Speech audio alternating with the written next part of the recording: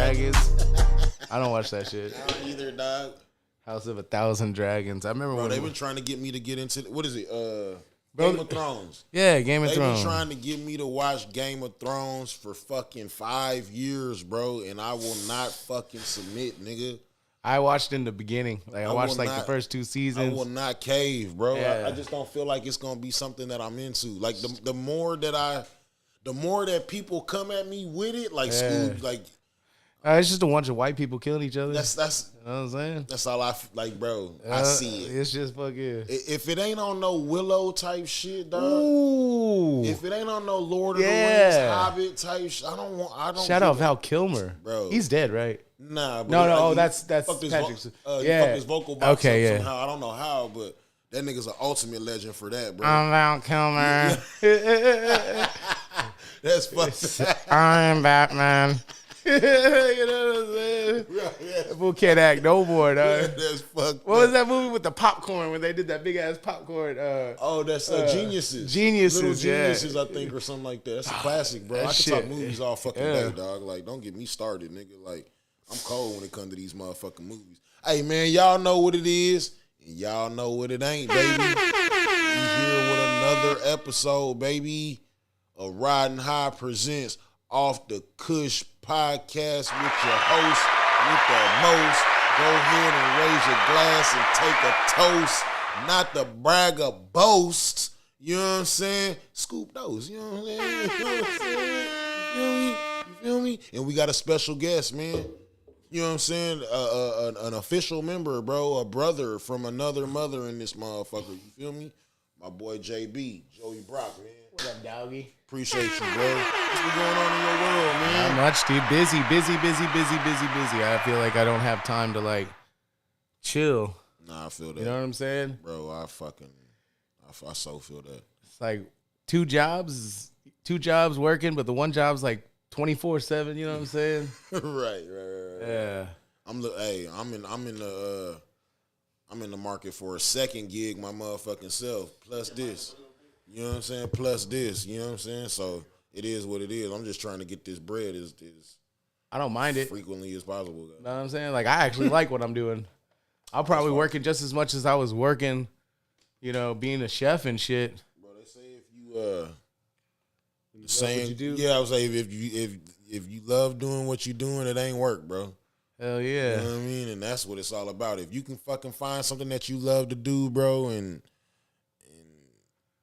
get paid for it. Yeah, but that statement really also is working. flawed. You know It's also flawed because now everybody thinks they gotta like what they do to get money and bums and shit. You know what I'm saying? True story. And it works both ways. You know, can't have good without evil. No, that's real. But at the same time, and I think that's the youngsters' mentality, bro. They think that they gotta be fucking happy like, to be honest, unless you went to college and got a degree or some type of paperwork, like, bro, you're not supposed to be happy at work, nigga. Where they do that at? Yeah. You know what I'm saying? Like what? Like, nobody want to fucking be here.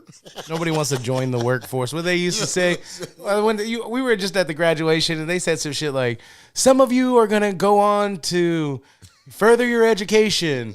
Some of you are going to move on to start families. And like the last one is like, and some of you are going to join the workforce. And I'm just like, and I'm thinking to myself, like, fuck, I joined the workforce. You know like, I'm that last part, you know? Fucking shitty, right? Like, everybody's going to join the workforce, you know what I'm saying? Everybody got, you know, it don't matter. Like, yeah, you can have the credentials, but you're still part of the workforce. I mean, if you want to be real trill, like, and some of y'all gonna fucking wind up in prison, and some of y'all gonna wind up in this fucking morgue, man. Yeah. So it's again, man, I tell my kids all the time, bro, like, and I don't know how much I can stress this shit to y'all youngsters, man, that be tuning in, bro. Try to make decisions today that you'll thank yourself for tomorrow. Oh, yeah. No, I mean, the same motherfuckers going to the jail, the same kids getting in trouble with the principal and going to ISS and shit. You know what I'm saying? Nothing changed. Just the building, bro. Right. They still gave you cold sandwiches when you were in in-school suspension. Bro, they was training you, bro. Shit, bro. You know it's the same shit, bro. You know what I'm saying? Yeah. So, hey, okay, so what side of fucking, you know, for the people that don't know but should know, you know, let them know. What side of town you from? Flower Bluff, Texas, Paradise City, America. Hell yeah. I'm near the beach, boy. I didn't know that. That's ill. Yeah, I grew up in the Bluff. I'm like the only kid in my family. There's 7 of us. I'm the only kid that has not moved out of the Bluff. I moved out of the Bluff for like 4 months. Right. I had like an apartment off of Rodfield with my sister or Nile, right next to that church of chicken and shit. Is that really out the Bluff? Yeah, it's not really out the Bluff. You know what I'm saying? It's a hop, skip, and a jump. You know what I'm saying? But yeah, my I haven't moved out of the Bluff, bro. Like I still. You went to school out there and everything? Hell yeah. Shit, what elementary school you go to? It's Flower Bluff. They're all Flower Bluff. Nah. Yeah, you got Flower Bluff. Where you got Flower Bluff? You got Flower Bluff. Early childhood center, then you got the primary, then you got the elementary, then you got junior high, and then high school. Yeah, that's crazy. What was it like growing up in Flower Bluff? But when you was in elementary elementary school, what was it like growing up in the Bluff? When I was in elementary school, bro, like dude, that was the time of like skateboarding, rollerblading. Yeah. Like we were outside playing baseball. Like kids you grew up playing baseball with were finding that like, that's when we all started surfing. Is it the Bluff? Like, and it's elementary, like yeah, dude, like 2nd, 3rd grade, like tight. 2nd, 3rd, 4th grade. I remember like always wanting a skateboard for Christmas, whenever Santa Claus was real. Like, it was always like a skateboard or some rollerblades or a BMX bike. You know what I'm saying? Yeah. Had to have that Dyno GT, front and back pegs. Bro, gotta have, bro. Yeah. You wasn't living if you didn't have a GT growing up. I didn't have a GT. That's for sure. No. I had a Huffy. I had a Huffy. Definitely had the GT growing up. You know what I'm saying? Definitely went through a couple of Huffies in my day, a couple of Schwinn's, you know what I'm saying? 20 inches, you know what I'm saying? 20-inch bikes. Seems like a lot of the kids out there in Flower Bluff are like real big on like surfing and shit. Yeah, dude. Surfing's right there, bro. Like, I had a 6'7" Hank Warner Superfish, you know what I'm saying? Like a little gunner. But what is y'all surfing? Like where where? Off of Bob Hall and shit. Like before they put the jetties in, it was always Bob Hall, Fish Pass. Sometimes you go out to Port A. But it's no waves. Yeah, there are. Dude, here's the thing. I seen ripples out there. Now, I'll tell you this straight up. Like when you're out there, it's like a knee high to waist level. You know what I'm saying? But when they put in the jetties and shit, it created, sandbars, and it definitely helped out that surfing industry. But there are some badass surfers that came from the Bluff and came from Corpus. Shout out Nate Floyd, Shane Wiggins, Nick McCriz, all them boys, Micah, Steph, fucking Morgan Faulkner, all these dudes like from the island here, dude. Those are they got fucking clout in the surf world, dude. You know what I'm saying? Really? Homeboy Shane Wiggins won a Red Bull fucking surf comp a couple years ago. I think it was a longboard competition. But that was a fucking Red Bull competition. Homeboy won it from Corpus. You know what I'm saying? Crazy. There's a lot of like surfing in Corpus, bro. And I wasn't that great. I can get up, hop, skip, jump, look cool. I'm not sitting there getting laid out, getting barreled. I'm a fat boy, dude. I'm kayaking. But I was out. Hey, I'm still waxing the board. I'm still waxing. I'll be right there, dude. I'll be right there. I know that's your favorite movie. Already. You know what I'm saying? I was Rob Schneider. I had the, Come on, and when they coming out, I was like, hey, what's up? We ain't going in. But if you can surf in Corpus, dude, and you're ripping in Corpus. Oh, and shout out to my one of my best friends, Ryan Cypress. That dude kills it, but he never did it, professionally. You know what I'm saying? Like, but dude. If you can surf in Corpus, you're one of the baddest motherfuckers out there, dude. Yeah, I would think so, because, you would really have to have a love for it to be out here. Surfers, a lot of surfers here, they look forward to, like, the hurricanes. I would You know what I'm saying? so. Like, shit like that. The only time you're going to get when we're ready to run, they're ready to... No, and I remember surfing swells when I was, I think the last one was Gustavo or whatever. Dude, we would get up 5:30 in the morning, check surf report, be out there surfing till like 6:40, 7 o'clock, and then you would go to school. You know what I'm saying? Damn, y'all would go surf before school and shit. Yeah, bro. Yeah, that's that Cali shit. I wasn't like the greatest surfer, you know what I'm saying? Right. I got a couple, But still, you was couple out there. sessions Yeah, you was under out my there. belt, yeah, for sure. But I'm gonna tell you what y'all never gonna get me to do. That's get in the ocean. And I'll tell you what y'all never ever get me to do. Get in the ocean at the nighttime. I don't give a fuck if it's got early morning, late night. If the sun ain't out, I'm definitely not getting in there. I love going outside at night, going to the water. Fuck. Night surfing. Bro. Fuck. Yeah, that stuff's fun, bro. The beach is cool. Get grounded. Fuck that. I can't do it. Yeah, I mean, skateboarding, dude. Skateboarding was a big part of my life. Right. Like, I skated hard. Little fat little Asian kid trying to do tricks. Like, I was pretty decent on the skateboard. I was nice too. Yeah. I was nice too. You know, I could bust some tricks out. I had some dope homies. Kevin Nelson, that dude was probably one of the sickest skaters I've ever witnessed. I'll drop in a 6-footer today, son. Oh, Sam. Oh, come on. Like today, son. Yeah, the last time I went skating, we went to the skate park, and I was lit, bro. I was like slamming beers, and it was late night. And my homeboy Gentleman G was just like, you know, he's taking it cruising, and I was like, check this out. Backside 5-0 on the quarter pipe. And I'm like, I get up there, I hit it, you hear it go clink, and then I come down, right? And I threw my hands up. I was like, yeah, still got it. Nah, I slipped out, boom, busted the shoulder. I got out going, you know, like the. Hell no. Nah, but yeah, dude, just always into doing stupid shit, bro. Growing up, like, and we used to have this stupid game we used to play on the swing sets. I mean, because when we grew up, dude, that was the time of Jackass and like CKY and like that was that like everybody's videotaping something. We were the kids that were, you know, we were making content before we knew what content was. What it was is us remembering the stupid shit we did. Bro, Flower Bluff kids always felt like we're on some other like on next level shit Oh, than bro, we were always. inside the city type shit. Like, you know what I'm saying? as far Like, as what? we're in 6th grade thinking about going to the fucking skater rink and shit, and these dudes are in 6th Building grade that out shit there and they filming want- their fucking friend with their mom's camcorder, Yeah. and then they got the computer to go, you know what I'm saying? Like that type shit. Bro, like when I grew up like 15, 16 playing in punk rock bands and shit, dude, I just had my 20-year reunion in high school, and one of my bandmates, Scott Shank, was just like, dude, do you remember when we were playing in front of like C101C sculptures on the beach, and we were like 14, 15? Hell yeah. And we're up there playing on the stairs. I was like, oh, dude, that was badass, you know? Remember when we fucking were on the 2003 Warped Tour?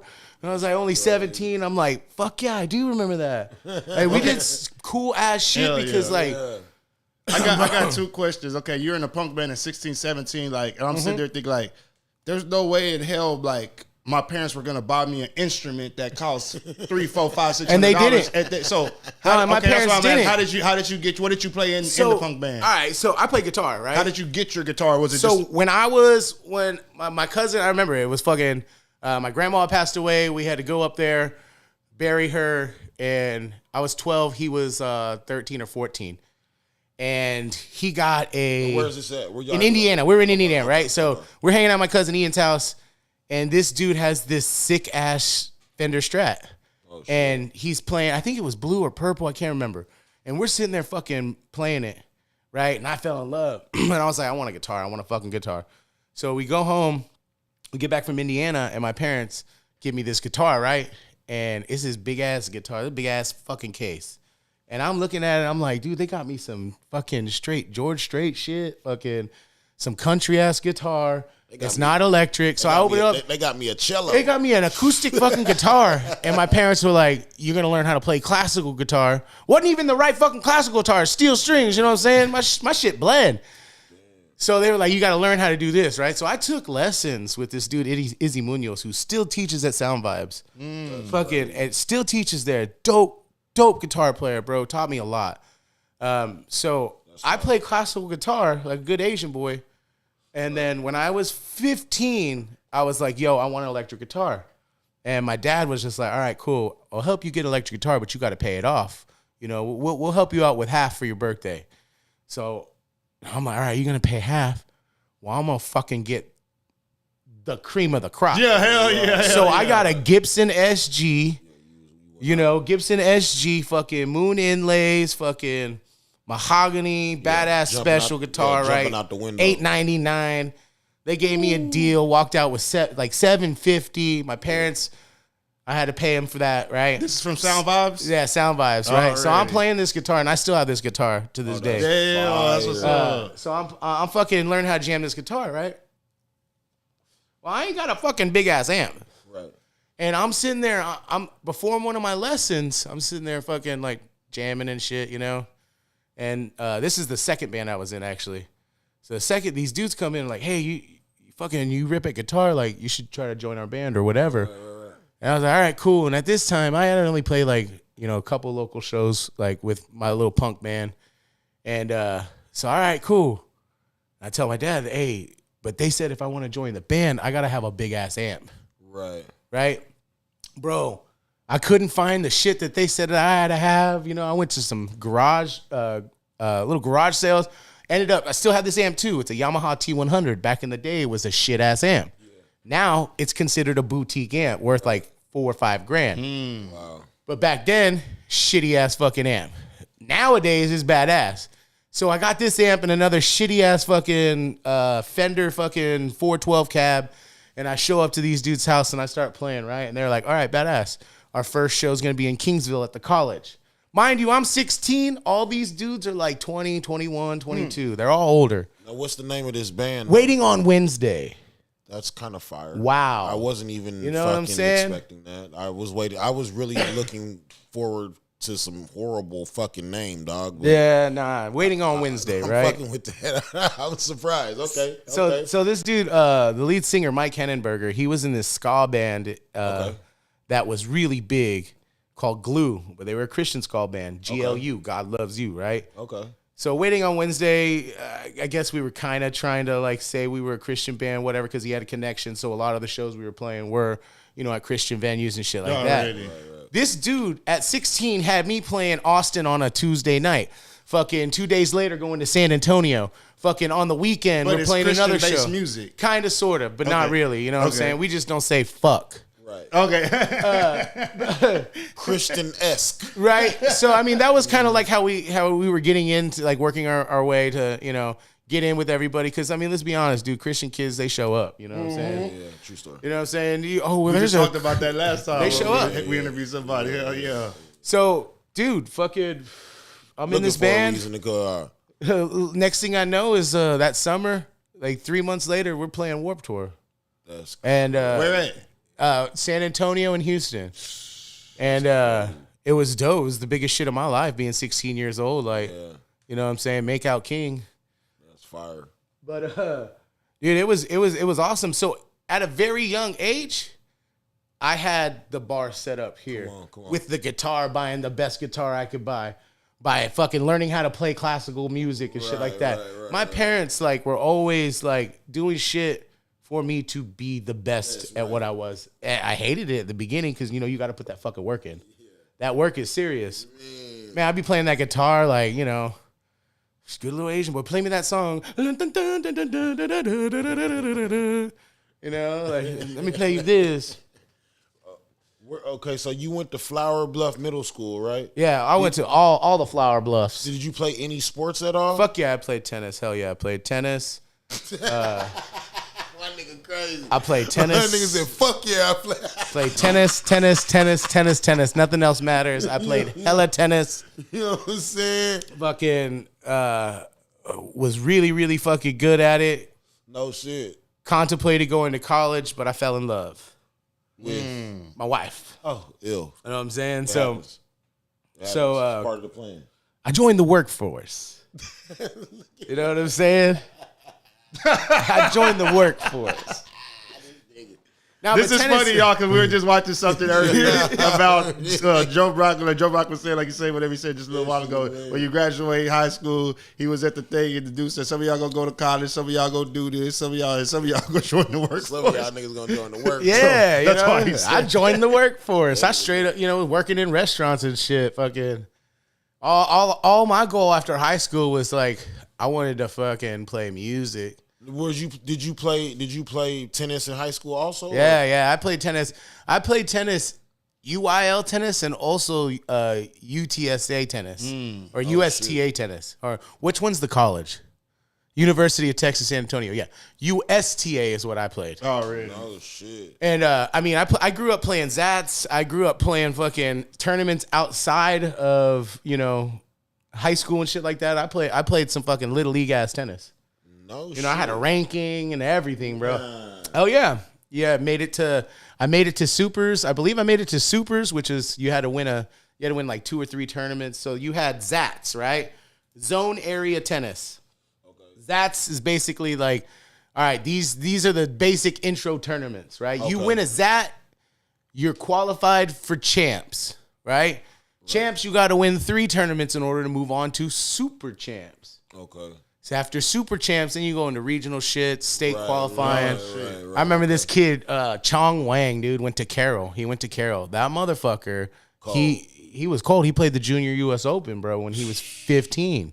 From Corpus. His family moved him to Houston because there was just better pros out there. These tournaments were like at the HEB Tennis Center and shit like that? HEB Tennis Center. We go to New Braunfels. Like, so tournaments were everywhere, bro. But I'm saying like the ones that were in Corpus, most of them were. Usually at HEB Tennis Center. Back then, when I was playing tennis, the country clubs were still popping. Country club tennis. Shit. Like, we had a summer league where I played for Padre Island Country Club, and our country club would play North Shore, or we go play King, or we go King's Crossing. Yeah, because I used to work at King's Crossing. We would go play Pharaohs, We would play all the other country clubs. That's what's up. Rockport, Crazy. That's crazy.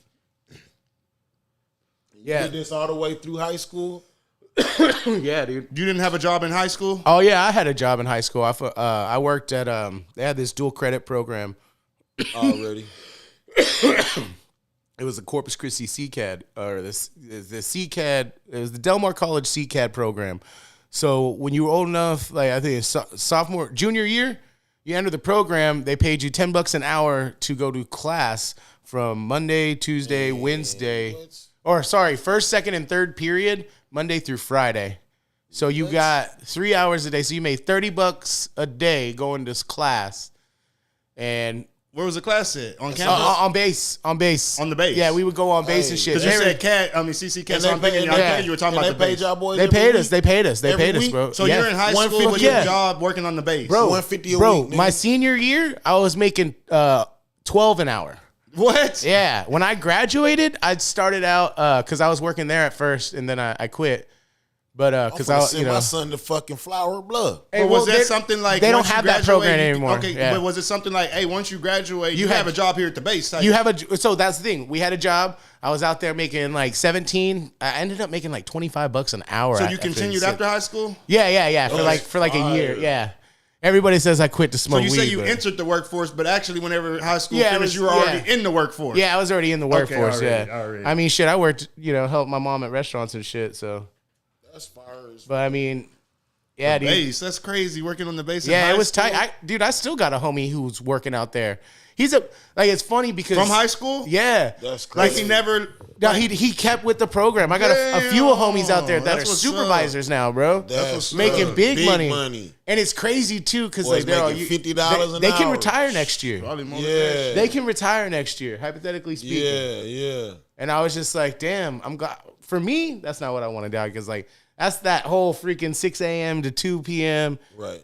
Or 6 to 6. Type, 6 is, yeah. You know what I'm saying? And it's you working for the man. Like, man, it was, me, Jeffrey Lyle Nelson, our homeboy freaking Billy Ray, and Justin Crimmins, the 4 of us after lunch every day, right? They had these big ass bathrooms. Like 20 bathrooms, right? Yeah. So we'd skip every 5 and we would take our, little shit break. After lunch, right? They wrote us up for that shit, dog. They wrote us up for some shit like that, and they couldn't write Billy Ray and fucking Jeff because those homeboys were they were part of the union, and me and Cribbins, we weren't part of the union yet, so we got in trouble for some shit like that. Yeah, so I was like, it's real. I mean, if you want to play by the rule, cool, whatever. You know what I'm saying? It's just a lot of politics out there, and like I walk to the beat of my own drum. Now, where are your peoples? Like, where's your folks from? My dad's a honky from Indiana. Right. Jeffersonville, and my mom's from Thailand. Khon Kaen, northeastern Thailand, right on the border. No shit. Wow. Have you been out there? Well, I was younger. Saw my first pair of titties out there. I bet. Heck yeah. On the back of a jet ski. My mom let me ride on the back of a jet ski with the topless lady. What? Yeah. Yeah. Hey, we different out in Thailand, Thailand, dog. It's just Thailand. It's just bro. Norm, little booby. That's different. That's that's not only a different country, nigga. That's a different. Yeah, planet, in nigga. Thailand, bro, they breastfeed until like 4 or 5, bro. Because they don't got formula out there, bro. They don't got the little Gerber baby, bro. Is that also where they have the dudes that are acting like women and Yeah, home of the lady boy. Oh shit. You The lady boy, what the hell? know what I'm saying? This nigga said they breastfeeding until they 12 and they just Nah, I said 4 or 5. on Nah, the come on. titty. In Just, America, that equals about 12. bro, they just on the titty like a motherfucker. That's crazy. What do you remember? Like, how old were you? Like when you went out there? First of all, Yeah, that first time. Shit. The first time, man, I was like 4 or 5. So you don't really remember too much of that? Oh shit, I remember them titties. Yeah. Bits and pieces. No, I do remember. I remember getting in trouble for stealing my dad's beer at a Muay Thai fight. I remember. You heard what that nigga said? He stole his dad's beer at a Muay Thai fight. Boy, I don't know a soul who could say that. That's crazy. Yeah, I was little bad kid. But yeah, Thailand was dope. I remember riding an elephant in Thailand. You know what I'm saying? You don't know a soul right now that's done rode an elephant. Yeah. Not nan nigga. Nah, I know some boys who've ridden some elephants. You know what I'm saying? I know some boys who've ridden some elephants. That's ill, bro. No, he's telling me I don't know nobody. I'm like, down. I know some boys who mess with some big chicks. Trust me, y'all got a friend. Y'all got a friend. We got friends that Now, have you been out there again since then? Nah, I don't think so. No shit. When you went, what was it for? Like your mom, like was My she dad- like trying to show y'all like the home? Like No, pretty much my mom. So we lived in Japan, and so at that time, Japan and Thailand was right there. My dad would go on these cruises. You know what I'm saying? And so when they would go underway, my mom at that time would take me and my brother, and we would go to Thailand, and she would take care of like the family stuff over there. And my sisters were already old enough to take care of themselves in Japan and shit. So What the fuck was it like in Japan, bro? Like what? Japan was dope. I mean, dude, I had all the cool toys before. When I came to the U.S., bro, Power Rangers was coming on. I'm like, I already got that. Okay, so shit. that's where because I'm also you said you were from Flower Bluff, so I guess I thought of it wrong. I thought you grew up like you were born in the hospital and you came to Flower Bluff. So let's I didn't move retrack. to Flower Bluff until I was 6. Okay, so from 0 to 6, you were in Japan. Japan and Thailand, yeah. Okay, damn, That's crazy. damn. And did you used to speak like fluent Japanese or? Oh hell no. What do they speak in In Thailand? Thailand, they speak Thai. Thai. I can order us some food, get us some drinks. You know what I'm saying? Find where the party's at. But we ain't having an intellectual conversation. Already. I'll cuss at you, you know what I'm saying? I know everybody. If your parent is from a different country and speaks another language, everybody knows how to cuss in that language. Does your siblings know how to speak? Nah, dude, there's 7 of my oldest sister speaks it fluent. And then And by the time, are you the youngest? I'm the second youngest. My little By brother. the time I got to y'all, he was like, y'all. Everybody in my family pretty much knows like Sawadee Kap or Kapun Kap, and that's pretty much it. So you were born in Japan? Yeah. Oh shit. Yeah, I was born in Japan. So was it hard to get like citizenship and stuff? No, Or I was I was on I'm American because I was born on U.S. soil. And a nigga dad American. But you were born in Thailand. I mean, in Japan. Yeah, but on a U.S. base, so the naval base. Okay. Yeah, that's U.S. soil. Okay, bet. But Yeah, even, yes, sir. Hell yeah. even if that nigga was born in the woods out there, his daddy American, bro. Like if one of your parents is American, you American, bro. Can you imagine how badass I would be if I was born in the woods type shit? In Japan. Like I'm pretty cool as is, but like if I was born like in the land of freaking Japanese woods and mist coming out. Bamboo. Hell yeah, the bamboo fucking shimmering. I'm already like 24 when I come out, you know what I'm saying? This nigga crazy. Come out like Ung-Bak and shit. Oh yeah, shout out to Tony Jaa, You know what fool. I'm saying? Yeah, that fool Legend. runs up walls, bro. That nigga's legend, bro. Before we go any further, you said you did sea sculptures. Was that with the Way Out Wednesday? No, that was with my band, the The Common Illness. That was before or after? Yeah, What was dude, the name of the other band? The Common Illness was my first band. Okay. I want you to tell Skub a little bit about Sea Sculptures, because this was, to us, this was a big thing. You ever heard of Sea Sculptures? Dude, see what it was? Okay, so Dude, this was some big shit. Like, What you is know sea what- sculpture? he going to explain. So you know when they Like have actual sculptures? Yeah. Okay. Okay, you know how they have what's it called? Sandfest right now, right? Yeah. Okay, so back in the day, it used to be called in the 90s C101 Sea Sculptures. And that was the Sand Fest. Yeah, but Okay. they used to have it on JP Luby Beach, Oh, wow. right? Because back then they didn't have the mounds? the The jetty jetties. thing, right? Yeah. Yeah, so it okay. just went all the way through. The Packery Channel was not there Yeah. yet. Okay. So it was just a huge ass beach party, bro. I'm talking thousands of people. And it was like spring break out It there. was, dude, like I'm No talking like shit. Gone Wild type shit. Yeah. No shit.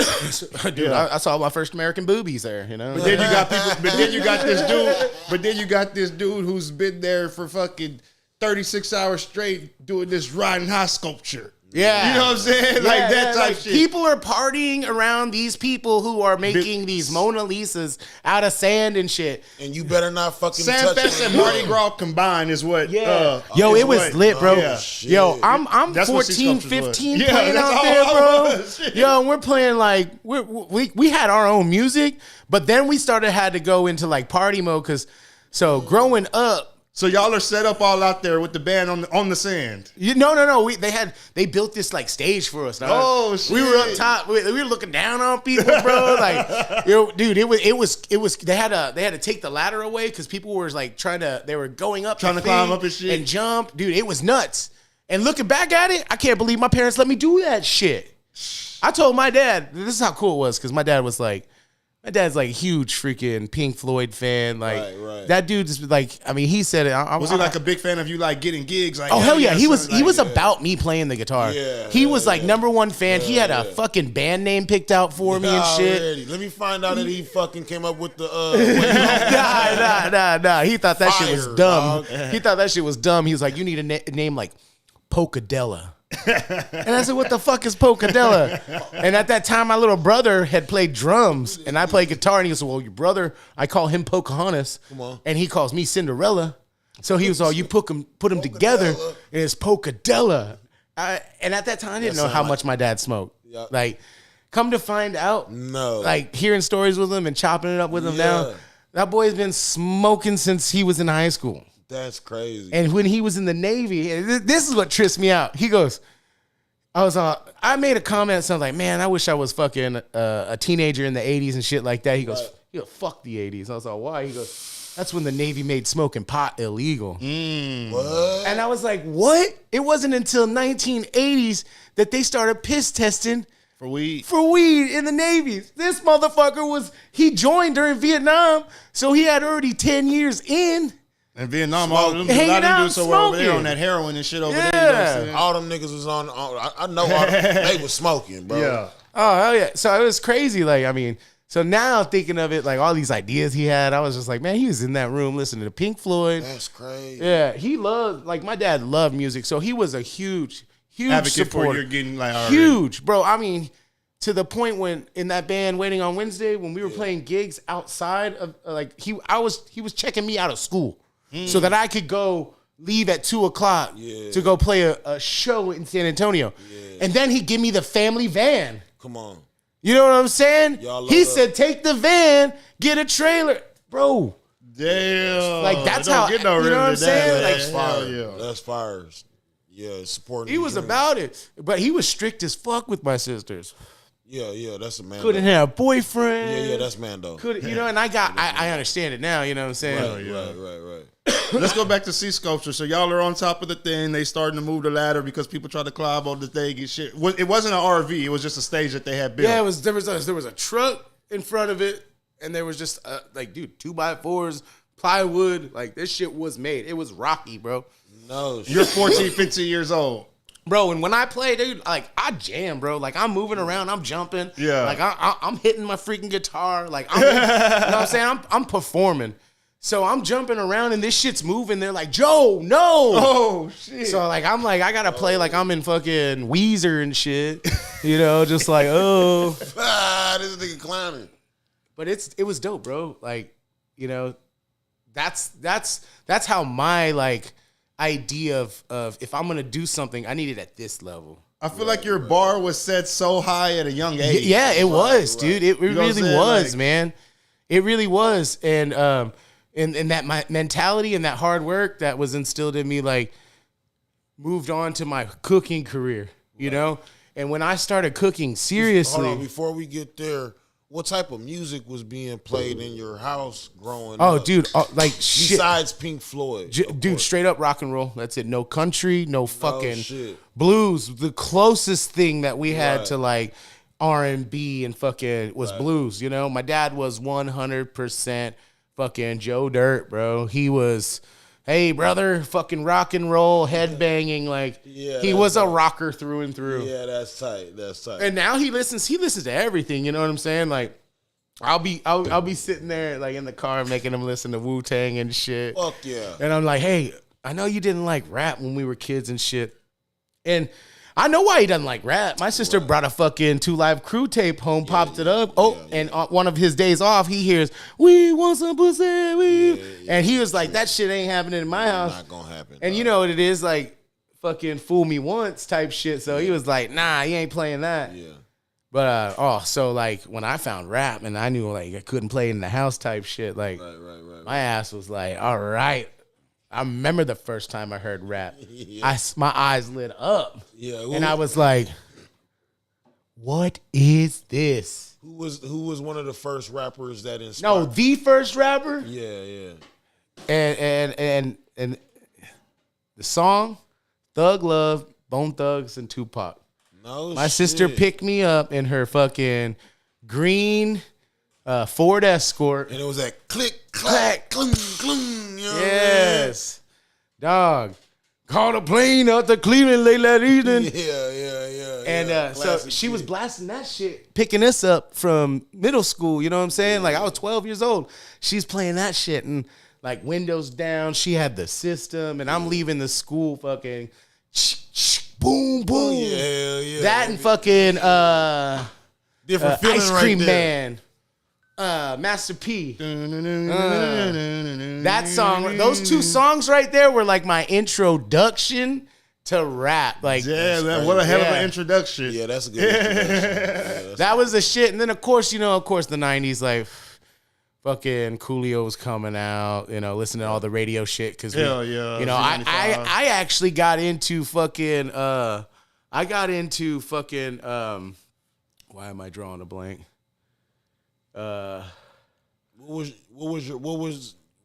was your mom jamming? That's what I want to know. My mom was my mom loved the Eagles. Okay. My mom was jamming. Yeah, let's go Hotel California. Let's she go. loved the Eagles. Check Don in, Henley. check out. Take it easy. Take it easy. Yeah. You know, You know, she loves the harmonies, bro. Yeah, and then classics. always the songs of the motherland. She would always listen to the Thai music was always kind of like, I would say it's like. This is one song is I do a see dum dum dum dum I do a see dum dum dum dum. Come on. And it was just like I have a black heart. It was like upbeat. Yeah, it was upbeat, happy-go-lucky shit, Right. Or like really, really fucking super sad songs, like fucking Celine Dion type shit, Right, there's no in between. So but Thai music, you know what I'm saying? She was on like the way we're on American music, and we're like, okay, we could go listen to this R&B, or we could go listen to this rap, or we go listen to this blues. She was on that with the Thai shit. Mm-hmm. Damn, that's what's crazy. And I don't even know how she got that music, bro. Like, I don't even know how she got that music. Well, okay, you know what? I do. You can't find that in America. There was no Napster back then, bro. They was sending them. She had it on tapes. Nah, it was the Thai military would come in because my dad was military. No, so he had hella homies. They would come in and they knew my dad from because he spent a lot of time in Thailand. And they would bring him tapes. Yeah, they would bring him tapes and shit. I got her tapes in the car right now. I have her tapes like. I have her old Thai tapes in my car right now. That's mad fucking ill, bro. Yeah. That's mad ill. All right, so now you graduate from high school. where did the love of cooking come in? Were you cooking in the house in 7 kids? Yeah. As a kid growing up, or is that something that you just picked up? Nah, I mean, you know, we had to make our own lunches and shit. My mom was always cooking, dog. Like with that many kids in the house, you know, and being, you know, she had a full-time job. My dad was medically retired. He couldn't fucking go back to the workforce. Right. And he, you know, so he collected a fat check, but we were hella in debt because of his accident. He was in an explosion from on the Midway, and so he was burnt from his ankles to his forehead, like 3rd-degree burns. Like we came back to the U.S. to bury my dad, but he ended up living. You know what I'm saying? So. So, like, growing up, like, you know, he was always, you know, bedridden, dealing with fucking pain, you know what I'm saying? That motherfucker just got exploded, you know what I'm saying? Right. Like, and he survived, like, a bad motherfucker. Right. So my mom worked full-time jobs, and she would cook for the family and shit. You know, my dad was basically, like, stay-at-home dad, you know, basically rehabbing from, you know, an explosion. And were you the type to be, like, up under mom while she was cooking and asking questions? I was mama's boy, dude. Yeah. I didn't have to ask questions. Like I just like pay attention. You know, it's always pay attention. So when she opened up a restaurant, you know, after high school, that's what I went to go work for her. I learned how to roll sushi from her at a young age. Making my own sushi for lunch and shit. That's crazy. Everywhere we go, my mom will always work in restaurants. Like, you know, when my dad was on leave and shit like that, or he'd be underway, my mom was, you know, on base working at the snack stand on base at the MWR. You know what I'm saying? Yeah. Always cooking, always hustling, because everybody needs to eat. You know what I'm saying? Right. That's the one profession that will never, like, I mean, you can cook. If you can cook, like, you can make money. Right. So I saw how she always did that. I always wanted to be a chef as a kid, but you know, like, there was no programs or anything. Like, shit barely had the internet back then, you know what I'm saying? So if you wanted to get into it, you want to get into it. So I bought cooking books and stuff. Yeah, like that. so that's what I did. That's how I learned. I bought textbooks, bro. I went to Barnes and Nobles. I saw the biggest book on culinary. Fucking pulled it out. Said CIA, Culinary Institute of America. Pulled that bitch. Still got the book. Pulled that bitch down. 8th edition. You know what I'm saying? Started reading it, learning it. Then I started getting into, you know, high end cooking and shit like that. Like, I get into cook. Most people start off like washing dishes. I've done all that shit too. Right. But I started off in sushi, like, so that, like, starting off in sushi rather than starting off as a fry cook or garde manger. Totally different, right. You know what I'm saying? It's way different. You're right. And that's that standard. That's that standard.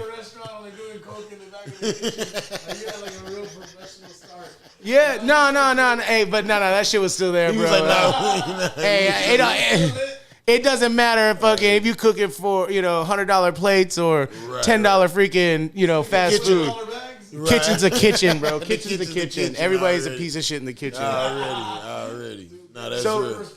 Yeah. So yeah, these sushi's where it's at. You know, I mean, Asian background, and at that time, that's when everybody in the food scene, like all the foodies and people, that's when Asian food really started popping off. It's like in my early career in Corpus. You know, everybody likes that Asian food. Right. You know, and sushi here is way different than sushi anywhere else. Like, we have our own kind of style and shit.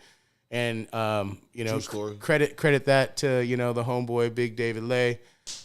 He actually instilled a lot of knowledge in us as far as being hip to the game and doing what's new and kind of instilling in us like, hey, this is that standard we got to have. You know what I'm saying? Right. So David Lay is like a sushi pioneer of Corpus, would you say? So David Lay worked with my mom. Oh, at shit. at Imperial Cafe before Sith and Sang owned it. Yeah. My mom and David Lay were like one of the first fools out there doing Thai food and doing a cafe style with the bubble teas and shit like that. And we're talking 96, 97 era, bro. And David's always been fucking murder a nigga over. David's always been a very forward thinker and a kind of ahead of the game, you know, very hip. I mean, he like that dude is like epitome of what hip hop. That dude is concept, you know what I'm saying? Yeah. That dude put a lot of us on And you know, I've had my tiffs and shit. I've said stupid shit. Right. You know, the fucking angry student at the fucking teacher type shit. You know what I'm saying? But mad love to him 24/7. You know, as we get older, we become more wise. And you know, I've done some stupid shit in my life, but yeah, that dude straight up dope ass motherfucker. Really Pioneer. He pioneered a lot of the fucking hipness in Corpus. So yeah. He gave me my first executive chef position at D Lounge, dog.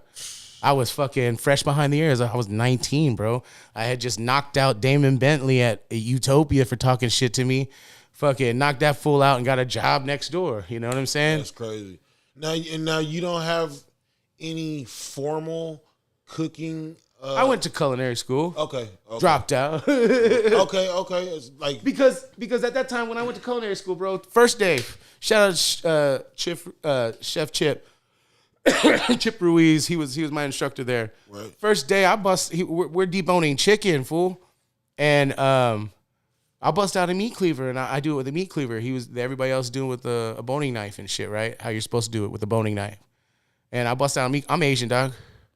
Where was this school at? It's Del Mar. Okay. I busted out. I deboned a chicken with a meat cleaver and he was like, oh damn, okay, cool, word up. At that moment, I already known, like, I wanted to go to culinary school to learn new technique, right? But going there, I wasn't going to learn anything new. I was going to learn the shit that I've already been working on as a person, like by myself, is like the terms, the basic shit, you know, the knowledge, the fundamentals. I was already learning that. So going to culinary school is just teaching you the basics of teaching and then high levels of, like, all the ingredients and flavors and the mixing of it. Tastes. What made you like your style? What made me my style? It wasn't culinary school. It's because what made me is like, it's my mom all day long. I knew how to cook Thai food, right? I'm a fat kid. I know what good food tastes like. So when I'm poor, like when my wife and I had a small apartment, we were cooking meals, you know? Right. And I was experimenting back then with fucking ramen noodles, like all this birria ramen and all that shit, bro. I've been taking my noodle from the taco stand and putting noodles in it because my Asian ass don't really want to eat the hominy by itself and just eat soup. Like, I need some noodles, bro. We need some depth. You know? So, I mean, all that fusion of food, like, that really came about. You might throw some rice in that bitch. Yeah, hell yeah. I've done it. You know what I'm saying? That's fire. That sounds fired in a bitch all right day, now. Bro. Man. But that's how I learned how to do shit. Was honestly, it's like is practicing, bro. Fucking polishing a turd, dude. That's all I freaking. Why do you end up dropping out of Del Mar? To become 100% part of the workforce. So it wasn't because of like this was like you. I had to start making more money. Like I've already done this. Yeah, like, I'm not learning nothing new here. Why am I here? I was. In all honesty, I was already working a full-time ass job, and then going to school full time. Like I had been working 2 jobs, so me going to school, I was just losing money. Oh, you know what I'm saying? Plus, I was partying hard, bro. Yeah. So at what point do you start to get recognized for your cuisines and your technique and etc.? So I really started flourishing into like a better chef when I got my first job at this place called the Surfside Sandwich Shop. Shout out. Surfside Sandwich Shop on the island. It's still there to this day. Tight. My bandmate and my little brother were already working there. And it had been open maybe like a year. And they were working there and they needed somebody else, some shit kid, I think his name was Caleb, was working there. And they wanted him out. So I was working at my mom's in the morning, which was out in Kingsville, and I was driving back to Corpus and working at the sandwich shop. Right. Well, my little brother left and my homeboy Adam left, so I took over, you know, as the main chef there.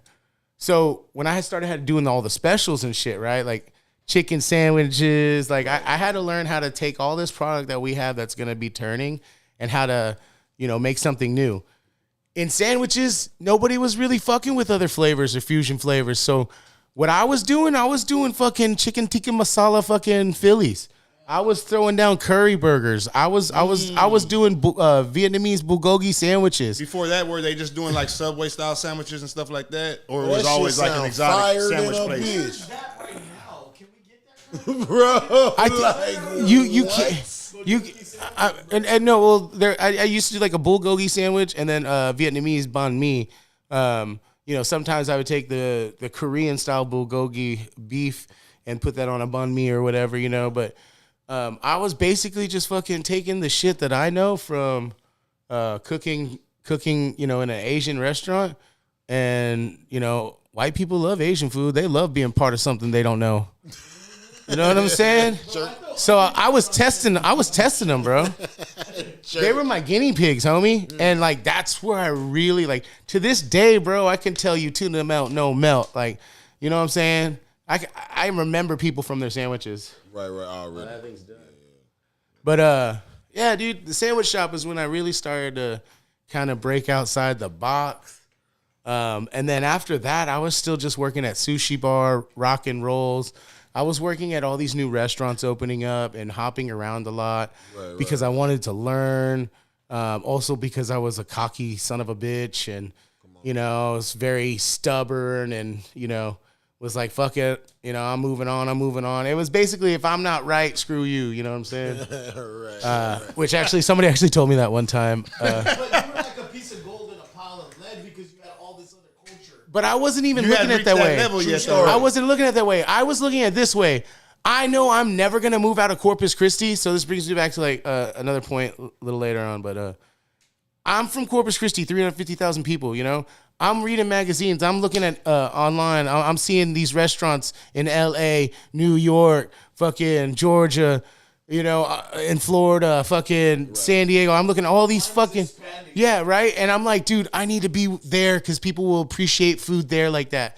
I started doing that here, I started building up my Instagram account and like getting followers and shit like that. Right. And just literally becoming a creature of the kitchen, dude. Like, I would literally work every day, fucking 8 o'clock till midnight. And I didn't have a problem with that. I mean, my wife did, we barely got to see it. I was a workaholic, and a drug addict, when you live that lifestyle where you're working 7 days a week, fucking 10 hours a day minimum, and you're just cooking food 24/7, trying to be like, fucking partying happens, 100%. But I definitely I moved away from that now, like we'll talk about that later, towards the end as we keep going. But yeah, dude. So I really started flourishing at that sandwich shop, bro. Surfside sandwich shop. That's where I really, and then I started working with the Peruvians. Those dudes were crazy, bro. To learn like Peruvian food, like, because you hear South American and people are gonna automatically think Mexican food. Right. Like, nah, dude, these Peruvians, their food was very similar to Asian food because there's a huge Japanese and Chinese culture in Peru. Wow. Like they cook in woks. Yeah. So it's familiar and then it's also like not familiar for me. So that was a dope ass cuisine to learn. And dude, I'm telling you, I'm learning all these things. And now they're all hella popular and shit, But this was like, shit. These are your pre-trial runs. This is 10 years. 10 years ago, we were doing all this cool stuff, and they're still doing cool ass food. And Corpus is really flourishing into a great place to eat. And I see a lot of dope new restaurants. I used to be the hater, like screw that place, fuck that place. They're not as good as me. They're not as good as me. Right. But in all reality, there's a lot of dope chefs here. Which brings me to my next point. Like, before you go, were people looking at y'all like, because you say like you were doing shit like that's real popular now? Were people looking at y'all back then like, what the hell are y'all doing? Like that was weird, bro. I like used that, to just like that's weird. Like I used to hide what I cooked. Oh shit, you used to hide. I would just say it was beef. I wouldn't say it was beef stomach. I would say beef prepared with this, and this. And when they get it, they're like, oh, it's beef, and then they eat it, and it's like, oh, these textures, what is that, blah, blah, blah. Oh, there's stomach in there, something different completely. It's on, and yeah, whatever. It's messed up, but in all reality, bro, that's the norm for me. So if it's the norm for me, like it shouldn't not be the norm for you. If I'm accepting of your culture, be accepting of how we do things. You know what I'm saying? Like I feel it. My wife eats Miracle Whip and banana sandwiches. That's a thing from like people in Crazy. Alabama, Yeah, right? that's white folk shit. For I sure. still haven't fucking tried it yet. Yeah, that's crazy. And I give her shit for it all the time. Fam, But you know, I gotta respect the fact that hey, maybe it's good to her. You know, that's the whitest shit yeah. on the planet. They used to put Miracle Whip in the mashed potatoes too. like I won't even allow Miracle Whip in my household. Bro. Hold on, excuse me. Miracle Whip. Yeah, fuck Miracle Not Whip. gonna happen. You cannot come in my house. Cool Whip, hell no. Not gonna happen. Nah, Dukes. Not in my house. Yeah, Not none in my of that house. salad Good dressing. thing I have my Real own home. mayonnaise, sir. Good thing I have my own home because it's in mine. Real mayonnaise, sir. The only thing You I look use like it a on- Miracle Whip But ass you know- motherfucker. Hey, you want to know why? Miracle Whip ass nigga. What Kanye say? Mayonnaise, color binge. I push Miracle Whips. You know what I'm saying? Anyways, Look like a Miracle Whip eating ass. bro, let me nigga. tell Nah, you, you're though. just feeding into the conspiracy of America, me tell of you. the government trying to kill us with Miracle Whip. Fool. Kill me. That's fine. I'm gonna die other ways. Look at this. The only I'm not thing gonna I kill eat you it right on. now. The only thing I eat it on is a sandwich. That's it. That's the most. And I put a cayenne pepper and I make it spicy. I and put that's the how I eat it. cayenne pepper. Why? Yeah, do you? 'cause I like it. No. I'm saying this fool is like whole like culture putting change. salad dressing I on put the sandwiches, cayenne. I put the cayenne pepper Nigga on and putting that's salad it. dressing on sandwiches. Man. Yo, It's this called man. salad dressing. Hey, dog, y'all niggas some hoes for that. It's called salad dressing. Bro, I'm I sure. could never, nigga. Hey, bro, I bet I y'all eat can't. some. What'd you tell me you ate the other day? Some bullshit at work. What'd you tell me? I was ain't like, gonna tell it. he said, "Oh, I like my coffee with a little." don't- he said, "I like nah. my coffee with hazelnut and a little had to be- sprinkle." Wait, had to be Drew he said, too, "No." nigga. He said, "I like my coffee with hazelnut and a little sprinkle of ambition." so my mayonnaise stays in the fucking Nah, kitchen. never. I don't drink coffee. That had to be Damn, Drew too, nigga. He said, "I like my hazelnut with a little bit of hope." With With a little bit of hope. That has to be Drew too. 'Cause I do not drink coffee, dog. That had to be Drew too. That's hilarious. I told him we're South Texas. We're like, Hell no. let me get a taco for breakfast, and he's like, I'll take a bagel with mustard. California, fuck, with a side of with 4 squished grapes, please, the purple ones, And a side of ambition. yeah, and a sprinkle of hope for the day. Sprinkle of hope. These Californians are out of line, dog. Dog. And did you see that thing Theo said? Theo Vaughn on his podcast. He goes, "What are they eating in Britain, dog? I heard they have 5 flavors over there: Fucking chicken, gravy, haggis. biscuits, another bird, Beans. and carrots." and haggis. He said, name the last time he saw someone post a picture of food from Britain and said, "Damn, I want that." Ever. They have dope ass Never. tea parties. Ever. They have dope ass tea parties, like They do. English tea party, bro. They got these dope ass cucumber sandwiches with real mayonnaise on them. You know what I'm saying? Cucumber sandwich. Yeah, you ain't fucking around when you get a said cucumber sandwich, Cucumber sandwich. bro. Little finger sandwiches, bro. English tea Hey, time, bro. I'm good Look on that the shit up. glizzy, dog. I'm good on the glizzy cucumber. So what happened? Okay, you say you fucking kind of like That's shit on crazy. everybody. I guess did you take a hiatus? I wasn't necessarily shitting on everybody. He was feeling himself. I was just really like, I was really yourself. just trying to collect as much knowledge as Well, I no, could. I guess when I say shit on everybody, whenever you say you were working at these places and then you get into it with other Yeah, dude. I was, Yeah, I dude, was a no. real cocky little shit, dude. Like, I'll say it straight up. Like, At what- but I mean, it wasn't like I was rude about it. Like, you know, I mean, the homeboys at Rock and Rolls will always tell you, like, they used to have a little saying, like, fucking, what was it? Yeah, Joe Brock did it first. You know, I was just like, come on, dude. Like, Oh man. yeah. Oh, that's funny. That's fire. Yeah. At what point do you go into the contest?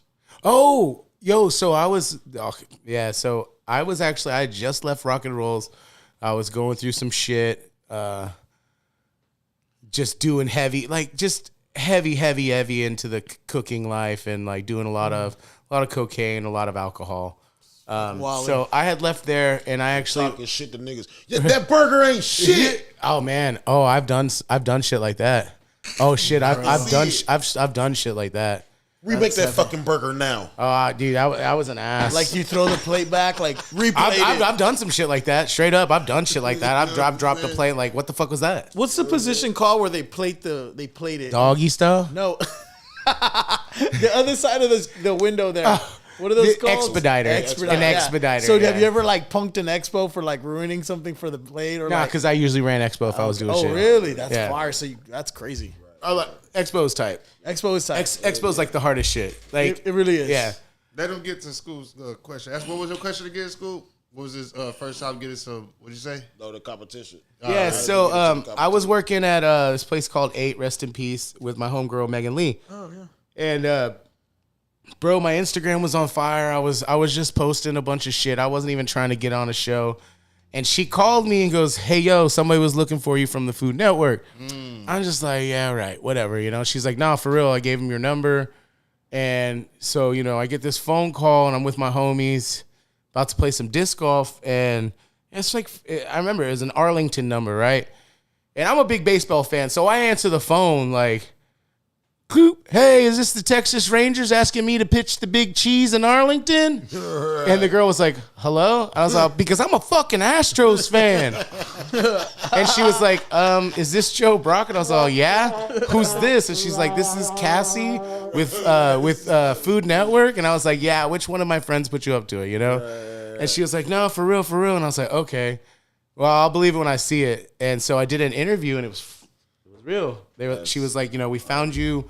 She said, "We found your Instagram. You have a lot of likes." I had a lot of New York restaurants following me, some big chefs following me and stuff because I was putting out some really nice looking food. Right. And I just had a following and my personality and shit, Right. So she was like, "You want to do the show?" And I was like, "Yes, let's do the fucking show." That's crazy. So they found me. I went and filmed it. How long did it take to film? I was there for 2 days. For a 30-minute episode? In Arlington? No. Oh, it was actually in San Francisco. Like it was outside of where Guy Fieri lives. Stockton, fucking. It's Bagelville, wherever the fuck. Santa Clara. Okay, Santa Clara. Okay. Santa Clara. Yeah, so they have their So they flew you out there. Yeah, flew me out there, put me up in a hotel. Come on. What was the hotel nice, or it was like Hotel was Motel 6 or some hotel shit? had a nice bar in it. You know what I'm saying? Fire. We were right next to a really dope ass brewery. They're the ones that do the Bear Republic 6-car racer, or I can't remember the brewery. Anyways, we were right there. They give you like a stipend or some money to spend? Yeah, we got a per diem. Oh, shit. We got a couple $100 a day per diem. That's what's Nice. up. You know what I'm saying? love. So all expense paid, travel, Yeah. and room Per diem. Yeah. per diem. all day. And did you get paid for the shooting also? That was that per diem. Yeah. How did that feel? Because you weren't part of like an organization or like It was awesome. That's It like was- you just got selected. Like you're the selected Right. human. Right.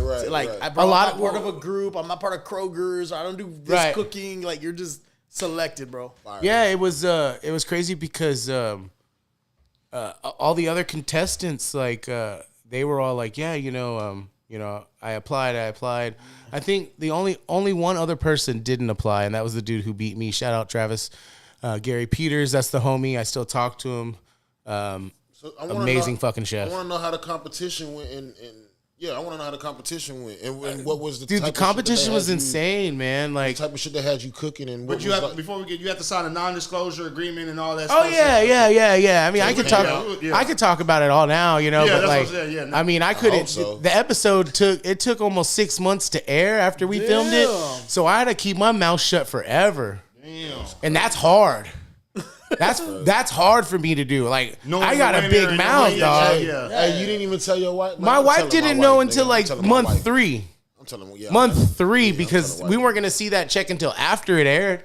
Oh, for real? You know what I'm saying? shit. And I kept secrets from my wife. Yeah, you better. Except for the second, and then the second time I went get on, that I was check, out you the better. fucking window. I was I mean, like, you don't yeah, have to this say was- the number, get but that was it worth check. it? Was it worth it? Fuck yeah, it was worth What it. was it like? Was it a nice figure? It was $20K. Yeah. Oh yeah, I that's shut straight. the fuck Yeah. up. I shut the fuck up. yeah. That's dope. That's shut dope. the That's fuck what up. the winner of the competition Yeah, got? 20K. Okay, bet. So, I will so shut I get the there and fuck we're up. chopping it up, dude. All the contestants, bro, like we're all hanging out together, getting drunk. I mean, dude, at this point, you know what I'm saying? Like, Was there like I'm a heavy seasoned chef veteran. talk? Oh, hella Heavy. heavy, That's bro. a We different- were shooting stories, bro, drinking tequila. We became good friends before the competition. We were like, all right, the winner buys a bottle tonight. Come on. You know? Couldn't be me. I would have stole recipes, bro. Oh, bro. And so, I mean, here's the thing, though, is you're playing a game. Don't fucking play with integrity. Play to fucking win. Right? There you go. And guess what? I played with integrity. I played with integrity. You know, I wanted to make everything from scratch. Make my own fucking sauces from scratch. You know what I'm saying? I wanted to do stuff that was not the norm. In a 30-minute episode? Yeah, and I put up a fight. I'll put up a fight. Even Travis thought I won. He thought I won. What was your dish? Oh, I had 3 different dishes. Yeah, I want to know. So explain the game. This was the first time on the show, and explain the game and everything. Yeah, I gotta remember this. Shit. I want to hear this. It's like, I'm gonna go back and YouTube this shit. So the first one is what? Okay, so it was a list, right? The list challenge. So they would give you a list of things that you had to use, or you didn't have to use each round. So the first round, we had to get something from the baby food aisle, right? okay. So there was only baby food and detergent. It was really fucking weird. So, you know, get some baby food. We had to use something in a can, right? Something frozen and something else. Anyways, I grabbed goat milk. I was using goat milk. Yeah. Like, I'm using weird shit. I see. I decided to make, we had to make a dish that reminds us of a childhood memory, right? Our favorite dish as a child. So I made curry chicken, you know? And I made it a little different. And Curry chicken made with goat milk? Yeah. It was, instead of using coconut milk, I used a little goat milk for some acidity. I mean, I was doing some cool shit, right? My chicken was a little raw. I had to fucking throw it back in there and cook it, whatever. But my dish, it wasn't the prettiest dish, but the chefs were like, dude, this dude like has hella fucking flavor, you know? Travis, his dishes were fucking badass. This dude's an artist when it comes to plating. Did you have a time limit to make this first Yeah, dish? the first dish we had 30 minutes to make 40 minutes to make the 30 or 40 minutes, I can't remember. Right. So, boom, I get moved. That's when you ran out of time or what? Yeah, so I ended up, one of the girls gets kicked off, right? So it's 3 of us in the second round. So it's me, Shelby, and Travis. We're fucking going at it. We have to make spaghetti and meatballs without using noodles, tomatoes, or beef. Right? Fuck, I'm gonna make spaghetti and So, meatballs. hey, this is probably one of the coolest things I did. So I made like a romesco sauce, which was basically a red bell pepper sauce, right? So I took red bell peppers, roasted them, fucking mixed them with some other peppers, pureed it, and created a fucking nice little sauce, right? Okay, I took Chinese long beans, and this is where I had the one up. They gave us these little zucchini noodle thing, right? So they wanted us to make zucchini noodles, right? Right. Yeah. I said, fuck that. I got the Chinese long beans and I blanched them, okay, made them real elastic, kind of, and then tossed that in the sauce. And then I took Italian sausage and made meatballs with it, right? Nice. And that's how I made my spaghetti and meatballs. Nice, bro. Boom. All the dishes. Now, this girl, Shelby, she worked for some badass fucking motherfuckers in New York. Like, she had worked for some Michelin motherfuckers, which, high regard. And then Travis, he's already a super established chef in Tucson. I'm from fucking, boom, Corpus Christi, Flower Bluff, Texas, Paradise City, America. So, Hey, stop the cap, dog. so like, I'm thinking to myself, like, I gotta do it big, right? So I see what they're doing. Boom, we get moved on to the next round, right? And on the next round, the final round, all 3 of us are still in. They didn't eliminate one. So then we have to cook a dish that is high class New York dish, right? Okay. Which is Okay, but we had to use these ingredients in it: Cool Whip, biscuit dough, and strawberries. cheesecake. That's about it. We had to do a strawberry shortcake on our dish, but make it savory. We had to use those ingredients for a strawberry shortcake and make a New York fucking high-end meal, right? So I did some shit where I took the Cool Whip with some fish sauce and sugar and made a fish sauce caramel, or basically like a sweet and tart sauce to pour over my steak. Right. I took the biscuit dough and kind of mashed it up with some arugula and some strawberries and made like a little tart. and then made a nice little fucking chimichurri, little salad and everything, and thought I won. They call out Travis's name, you know. And so at the end of the show, they make you fucking run the aisles and collect stuff to get money. Well, we had just competed our asses off, and we were the last production show of the whole season. Mm-hmm. So, like, they were just like, dude, normally we don't do this, but the check's yours, bro. You don't have to run for it. You guys fucking, you know, busted your ass. And I'll tell you what, dude, at that time. That dude Travis the check? Yeah, he won. He got it. He didn't have to do nothing. And it's really dope because he was just about to have a son.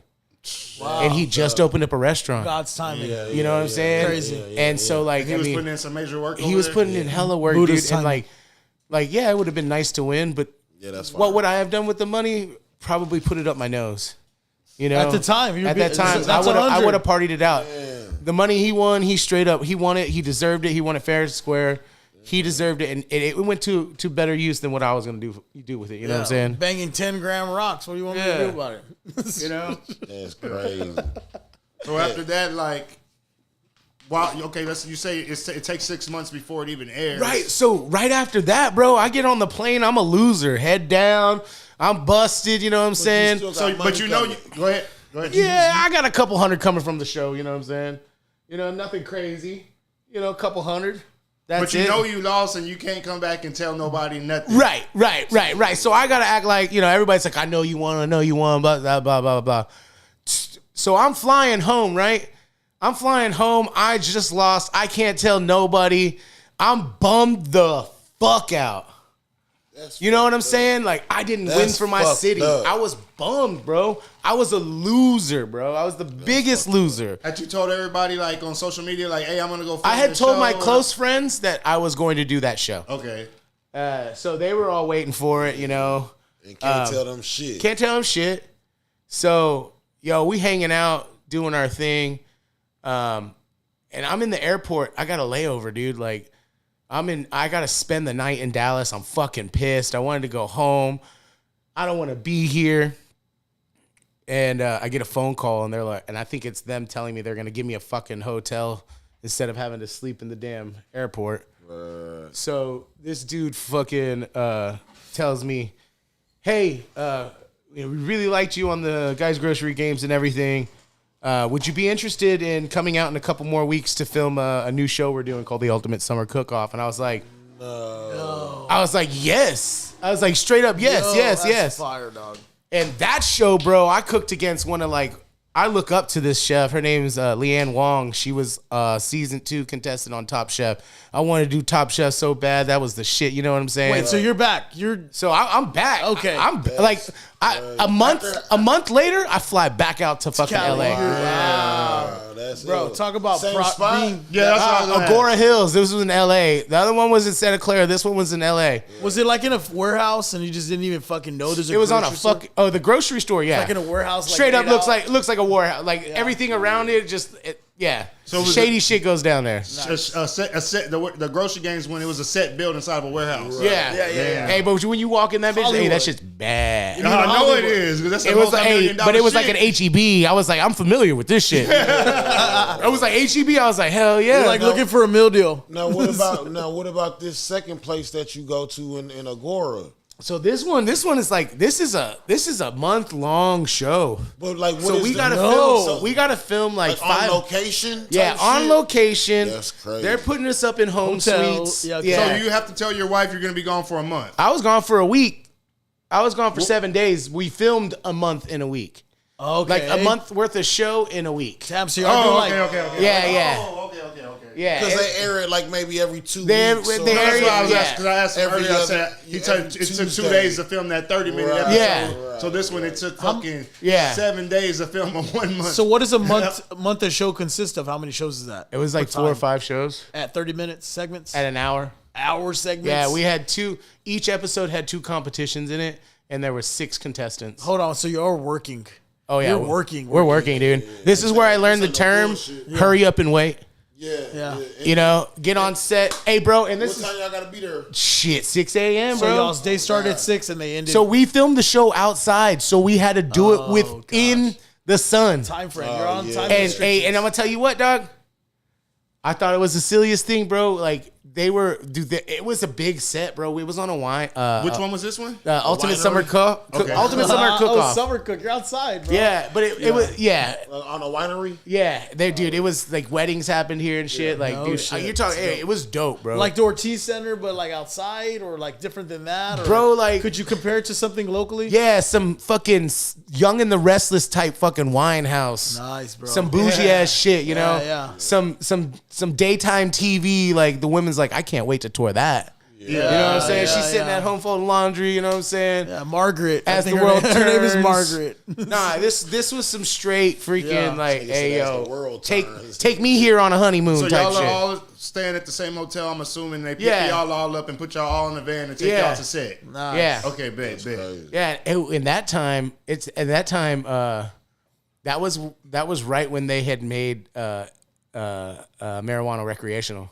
In Cali? Yeah. Damn. So yeah. Going hard. Oh hell yeah! It was actually I was there 420. Yeah. Going hard. Oh, I was going. Oh shoot, bro! I was stupid. I had like 5 pens and a whole week there, dog. I smoked like $500 of shit. So what happens the first day you get to set on this show? First day get to set, bro. No, first day we get there is a day before we film. Right. Okay. Okay. So it's outside, so we got to do everything outside. They're telling us to put sunscreen by the end of it, bro. I was a Persian, bro. I was dark as fuck, bro. Yo, this man said he was the Prince of Time. Dog, like they put makeup on me because I'm tanning. They were like, "Do you want some suntan lotion or anything?" I was like, "Nah, I just turned really brown." You know, I don't get sunburned. Yeah. So I'm fucking like 3 shades, bro. I'm 3 Die out shades there. darker, bro. And like I'm watching all like the film and stuff. I was like, oh dang, dude, that's within like 2-3 days. Because the way they make it seem is like, hey, this month is a competition. So it's a month-long competition on TV. Right. You know? Yeah, hell yeah. Right. So when they air it, we gotta kind of look similar, like as the day goes on. Right. Yeah, You hell know, yeah, hell like yeah. Yeah. Oh, wow, yeah. Because it's like couldn't have a 5 It o'clock was shadow. sad. It was like today, this nigga and you know I catch that in shows, bro. Where I'm That like, nigga getting bro, darker. his hat is like it looks like his fit looks ruffled up. It didn't look like that a scene ago. yeah. So yeah, continue. Yeah, it's crazy. Yeah, so they were really like, hey, everything had to be straight. Dude, I loved filming it. The competition really sucked. That was the most stress I've ever had to I deal was with. about to ask, what was the downside of it? The stress, bro. I'd never stressed like that in my whole life. Why? Because I didn't want to be a fucking loser again. What was the prize for this one? 25,000, And what was the type of shit that they had? What was the bro. cuisine So they we had to cook. Yeah, what's the first We had to thing they cook asked y'all to do? high end food outside on shit that you would have at home, like in a backyard kitchen. You know what I'm saying? Like a black cook top spaghetti girl on or this- something. Yeah, this shit grill. like that. You know, we had a barbecue spaghetti, nigga. right, yo, and that's what they wanted. They wanted high end food on everyday equipment that you could do at home. Yeah. And bro, and so we went at it. That's crazy. You know, I'm facing like the chefs that I'm going up against. Their accreditations again. They live in. Make meatloaf They're in the up smoker, here again, nigga. bro. This is Manhattan Dude, Heights. one of my is homegirls killing on the it. show, Alex, bro. She's on TV and shit, and she has TV shows. Like she's doing it. Leanne Wong, that woman is an amazing chef, and what she does for Hawaii and everything, bro. She's like up here. You know what I'm saying? Yeah. And I want Like Martha there Stewart. again, Martha the Stewart to long one? America. She was at that last one, yeah. But she was at the one. The summer cook-off. the summer cook. So y'all meet back. So she was at the first one, and what was the first one that you did call? Guys Grocery Games. Okay, bet. And then the summer cook-off, so she wasn't at the summer cook-off. This is where She you was met at her. the summer cook off. That's where I met her. Okay, yeah. bet. Second round. Yeah. But yeah, so I had to come with my A game, bro, because it was tough. And it's the same concept of like, if you got to make it to the next round. If you don't, you get sent home. Bro, type you shit. do it. There was 2 rounds each. Each episode was 2 rounds. You had a quick fire round, and then the quick fire round you would get an advantage in the next round, and then in the next Okay, round, quick fire. Give me your dishes. Oh man, dude, I can't remember all of them, but I can remember the first episode. It's a lot of fucking shit. The first episode we had to do a classic take on a hamburger. Okay. Right? Man. So I did like a black garlic jalapeno or serrano burger, chicken burger. Was really dope. Lost me at the chicken, dog. It's all good. That's the protein they give you.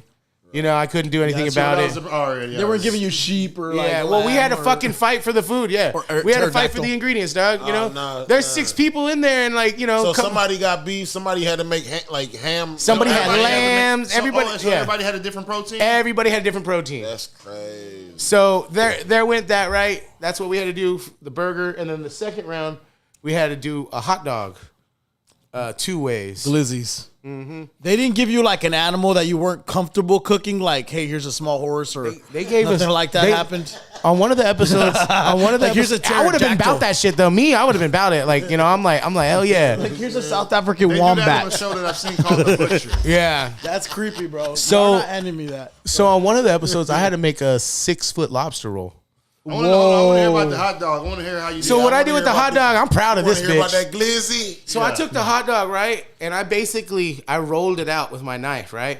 So What do you mean rolled it out? So what I took, you got took the hot insides dog, of it right? out? I shaved that bitch right to where it was just a flat piece. It was Magic. just a fucking rectangle like this. Oh, And I thinned it stuffed like a that smash hoe burger. with like fucking pico de gallo and fucking and queso fresco, and then I rolled that bitch up and I wrapped it with a fucking piece of bacon.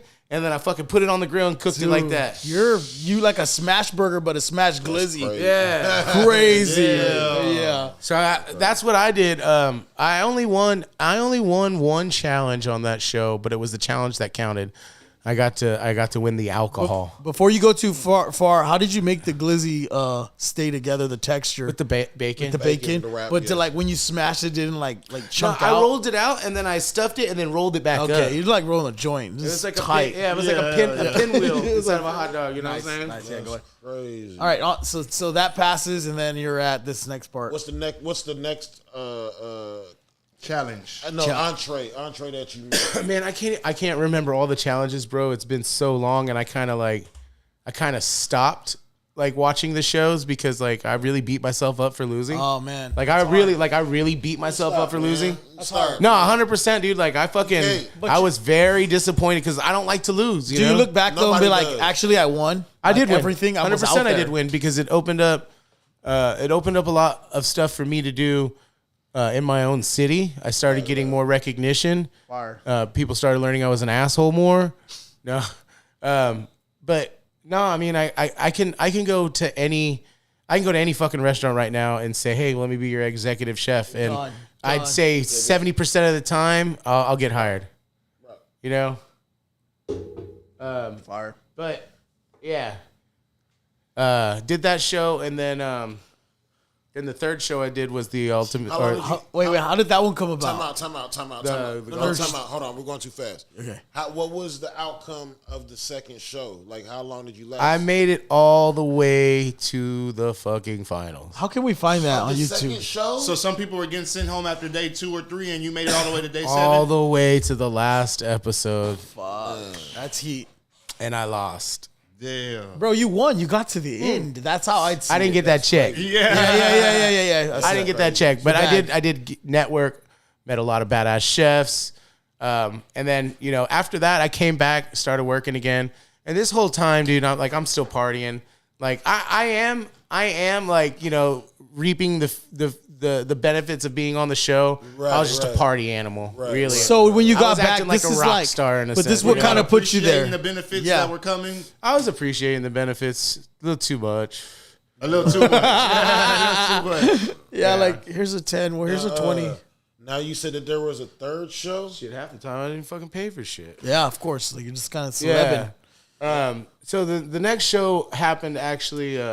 And how far after the second show did So the third? 2018 is when I did the shows. Okay. All of them. Both the first Two. the first 2 shows I did in 2018. Right. They aired 2019. Come on. And Yo. yeah, they year aired 2019, and then COVID happened, Right. and then in 2021 No. I got hold on. When my mom passed 2 years ago, so 2022. I'm sorry to hear that. And when she passed, she was always wanting me to do the show again. You know what I'm saying? Right. And I was like, nah, I'm not fucking doing the show. I'm not doing. She's like, but I like it when you're on TV. You know? Right. She's right. like, I like it. I like to see you. You're happy when you're cooking. You're smiling. And I was just like, no. I'm not going to do that shit anymore. Like, fuck that, you know? Being a sore loser. So after she passed, literally a couple days later, I got a phone call from Food Network. And they were like, hey, we'd want to know if you would like to do a redemption show. And I just said yes. Yeah, that was your mom, bro. Yeah, I was like, yeah, 100%. So I flew out like 6-7 months later. After they called you? After they called me. Damn. Because COVID was still popping. Right. COVID was still happening. Right. So they were taking a long time to film stuff. So finally, where did we go? We went somewhere else to film it. It wasn't Cali? It was in San Francisco. Oh, another part? Yeah, but it was somewhere else. Oh, it was in Santa Clara, but it was at a different warehouse. Okay. They upgraded. And so we went and filmed it, dude. And Guy, this is like the coolest shit ever. Guy is really for everythody. Guy Fieri? Yeah. Oh, shit. This nigga talking like just, Guy. Everything on the first yeah, me and Billy. Dog, I mean, Billy Eyelids. You get to converse with him. He talks to you all the time. He's really like. And this is off camera. The first thing we're doing is, and everybody's like, don't touch anybody. It's, we got our own trailers. Oh, right. It's because everybody's in their own trailer and shit, masked up. Right. We gotta take tests. 6 foot in it. So they're like, don't touch Guy, this and that, blah blah blah. So he comes up and he gets out of his truck and he goes, hey Jowee. He's all, come here.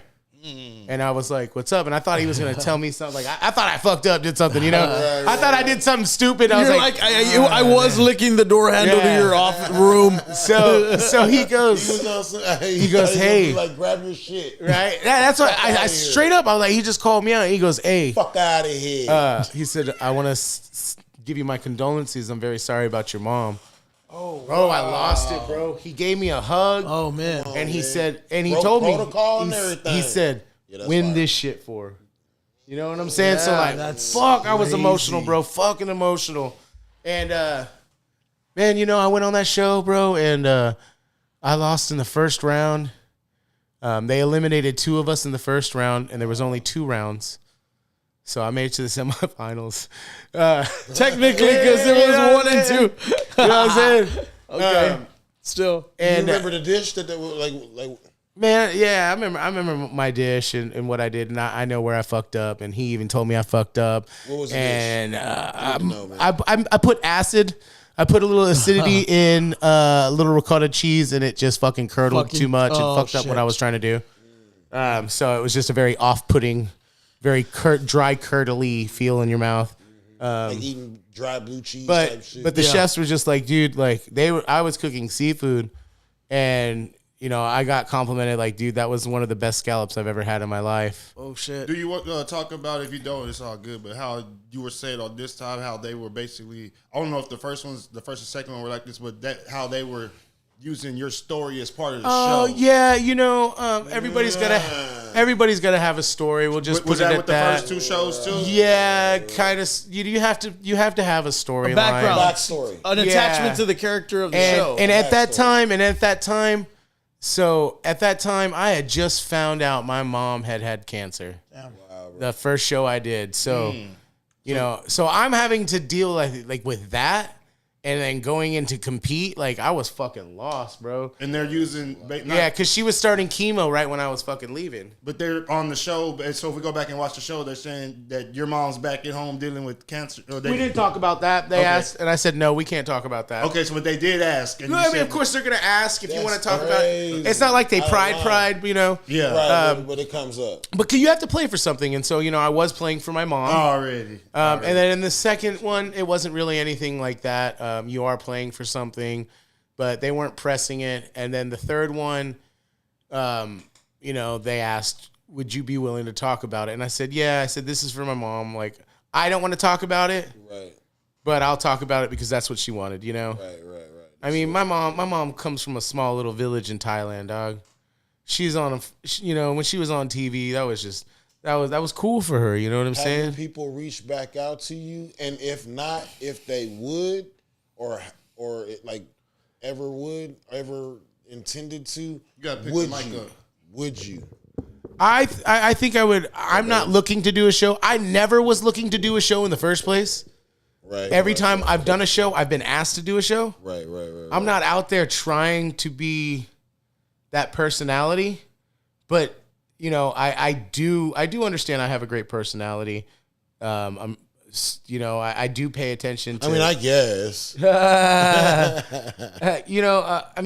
With the work I'm doing now, at the stadium and shit, it's I am fun and I like to have fun and I love for everybody else to be having fun Creating too. that environment. Right. Yeah, I'm an upper, bro. Yeah. But doing a show, yes, I will do a cooking show eventually. Food Network, I don't know. Come on. I'm kind of more along the lines of I've done so much on the national level and shit like that. And the way that, look at this podcast and how it's growing. Yeah. And everything that we've done in the past year Yeah. has grown so much because of the energy we've all put in it together. Yeah. Like, that's all you want to be successful. Yeah. You can be successful in Flower Bluff, Texas, Paradise City, America. Yeah. You too can have all of the glory. goods, the guts, the glory, the mullet. You can have it too, brother. That mullet is screaming Flower Bluff. All I need is an American Eagle right here. Hey, brother. Yeah. No, but I mean, you always. I can't, bro. Dog, that's tough. Hey. Let's flip to rap. You know what I'm saying, for a little while, man. Yeah. Getting into the hip hop game. Get in the hip hop game, bro. I've always How do you transition from punk rock to Well, okay, so punk rock, skateboarding, surfing, all those videos and shit, bro. Rollerblade, they had hip hop in it. Right. They all coincide. They all Yeah, like that They all underground. coincide, some yes. kind of part of the Yeah, culture. Yeah, it's the all part of it, counterculture, yes, bro. yes. It's the let's be honest, bro. Like that culture, the fuck the world culture. Ultimately, it's rebellion. Yeah, Rebellious. Yes. We are the anarchy. Yes. We are the rebellious ones. You know what I'm saying? 1000%. We are that generation who was always question. Yeah, Fuck authority. Yeah. Because there was no internet and things like that then, and now that we got a hold of the internet, Can't it's like fight against the youth. Straight up. But yeah, dude, it's like hip hop for me. Of course, we're from Texas, freestyling all day long. Right. But when I was listening to fucking hip hop, I was really getting into like fucking Dilated.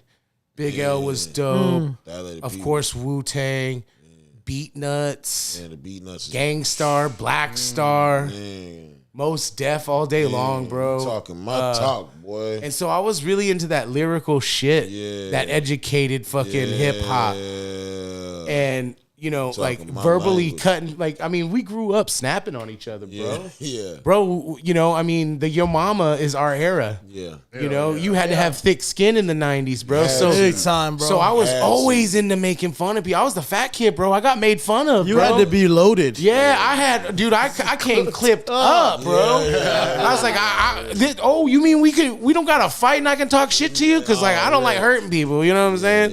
Yeah. But let's talk some shit. You know what I'm saying? Yeah. Let's snap. So I got into battle rap like hella, bro. And crazy. How early?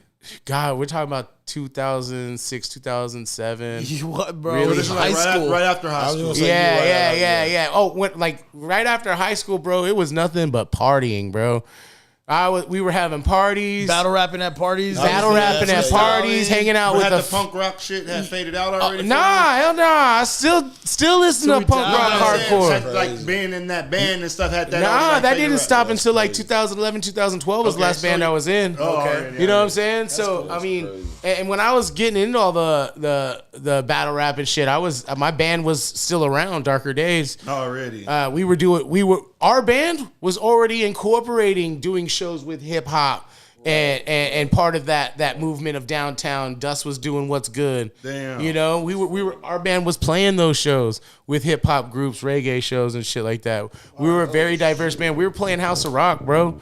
We were playing House of Rock with a hardcore punk band, you know, getting people to circle pit and stage dive, playing cover songs, like, but hardcore punk rock and shit. And, you know, but yeah, dude. So started battle rapping, and Public Zoo doing Golf Wars asked me to battle rap at one of their events, Golf Wars. And I think it was Golf Wars 2. So I battled. I did really good. And I was always friends with all the dudes in Public Zoo and shit, like, well, Champion and Devious. I've known Devious, rest in peace, for a long time through punk rock and hardcore and metal and shit. Right.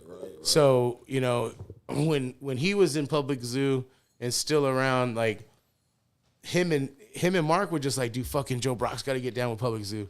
Like, y'all need to meet this motherfucker. He's loud. And so I started hanging out with the Zoo, like 2010, 2011-ish. And on my next battle after Devious, I was supposed to get put down before Devious passed away. Like the day he passed away was the day we were all hanging out at the beach, and they were like, all right, Joe Brock's in. Was it like that was in 2012? Yeah. That's crazy, bro. So finally they were putting me down. After he passed away, we had another event, and then they put me down at the event. Which was really big and super honorable. Hard. That was a hard. I remember Yeah. that. Everyone was wearing their Phillies hat. And Yeah. It was crazy, bro. Because I had been hanging out with him for a while and shit, you know what I'm saying? And I mean, dude, just me and Indiana, we kicked it off like the first time we hung out, bro. Me and that dude, like, it was instant, bro. You know? Is he from Indiana? No. You met Indiana. Indy, yeah. Oh, okay. Well, outspoken. I got you. I really need to know the dude's real name because right now, for the past 15 years of my life, from behind the camera, I feel like his name is actually Indiana Walking Stick. It is. No, like his full, like his legal. Indiana Walking Stick is his legal name. Yo, bro, that's his legal fucking name. He has a fucking on his ID. It's Indiana Walking Since 2000, I didn't meet Indy until like 3 years ago, maybe. Oh, really? No, I was. I met you before Indy. Yes, I met you before.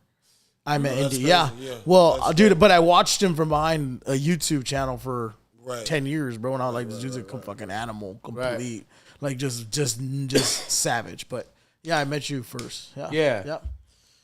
Yeah. But yeah, dude, fucking, so, you know, being in Public Zoo and shit really gave me, like, all the dudes in Public Zoos, it's a family, bro. Like, all my closest friends, Zoo, you know? And they all hold some kind of ill standard, like with each one of you guys. That's that standard shit. We're always Yeah, on. We're always everything, bro. You know, Like- and it's not that we think we're up No, here. you are. It's You that guys we put are. our shit up here. Like Yeah. we push ourselves to be up there and to try to be noticed up there. It's because like quality over quantity type shit. Yeah, Like a you high know? quality. I mean, bro, like I mean. Might be like one of the most popular groups from this city, gonna end up being of all time. It's gonna go that way because even when I was like from behind it all, just being solo, like rapping, watching y'all guys, because y'all just slightly older than me a lot as a whole.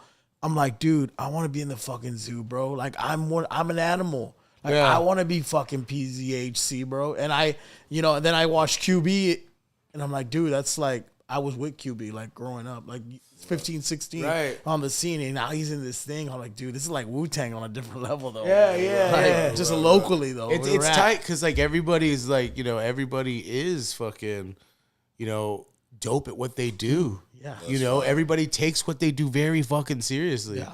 That's dope. You know, Super and that respectable. is hip hop. You know what I'm Throwing saying? rocks at the 100%. crown. When somebody asks you who my favorite rapper is, you know, that joke is Dylon. Like, Yeah. if you're not in your top 5, I don't know. then why are you fucking rapping? Yeah, bro. It's Why are you fucking rapping? Created. This is a whole right side of the music. No, that's what this shit is competitive, bro. It's a sport, dog. Yeah. You know what I'm saying? It's a great sport. I And love it. I don't know not one motherfucking basketball player that don't call himself the greatest, man. You have to feel that way. Yeah. That's part of your energy. Or don't even play this shit. That's with life, nigga. Yeah, so Public Zoo all day. No, that's fire. That's that hip hop. Like, I mean, shit, dude. I don't have like. Everybody's always like, "Oh, what do you do in the crew?" I was like, "Oh, I battle rap." Oh, you're a rapper? I'm like, no, I'm not a rapper. I'm a battle rapper. But I'm not a rapper. Yeah. And it's like, okay, what do you mean you're not a rapper? You rap though, right? I was like, nah, I've never fucking recorded, never put a song out until this year. Until this year is the first time I ever recorded myself rapping on a track. Yo, that's wild because you've been part of that for years. Oh, did you have any rock songs on Wax? No, we don't have any vital. Just all live. Yeah, nothing like not even. Oh, I got shit. Mixtape drops. You can check it out on Bandcamp. Still. Okay, what's the band called? Just curious. Darker Days. Gotcha. Yeah, Darker Days TX at Bandcamp. Man, I'm trying to hear that. Waiting for Wednesday, bro. Waiting on Wednesday. That shit's lost. I think my homeboy James might have. I think he's already sent me all the stuff we have. I'll try to find it and definitely put it up. I mean, it's just some crybaby fucking white kid music, like, statue dropped in the roses, so when I stop to smell them, you'll catch me. Shout out to like Paramore. Yeah. Shout out to Taking Back Sunday. I joined them. Haven't you people ever heard of? This nigga crazy. Cut my wrist and call me cute. Cut my wrist and black my eyes. My daddy beat me. To watch me bleed. One more. My daddy beat me. I still love him. I didn't eat lunch today. I decided to save Shout out the to my boy whales. Dalton, man. I took her out. It was a Friday night. I walk alone and flower bluff. All right. Y'all guys are retarded, man. Okay, so what do you got? What does Public Zoo, if you're obliged to say, have planned, and what do you have planned for the future? You know what I'm saying? Right now, we're planning out our 31st show, August 31st. We're just gonna be doing kind of like an end of the summer ordeal. Kind of have some hip hop, some punk bands. Definitely, it's gonna be at the Red Rabbit. We're still putting it together. It's gonna be a sick ass show, August 31st. I believe we're gonna make it fucking free. Just gonna have a badass fucking show, hip hop, punk rock, everybody together. We're gonna work out the details of some graffiti maybe out there, but just a Public Zoo fucking end of summer show. Dope. Make it fun. Yeah. And like I said, like, try to get everybody out there. We're just trying to fucking, I think Cult Collective and their punk band's gonna be out here. Those dudes from the last time at the beat battle from Uvalde area. Those dudes are fucking sick. Can't wait to see them again. We got some more people. The trench coats dude. Yeah, the trench coat dudes, yeah. Oh, really? Nah, hold on. Time out.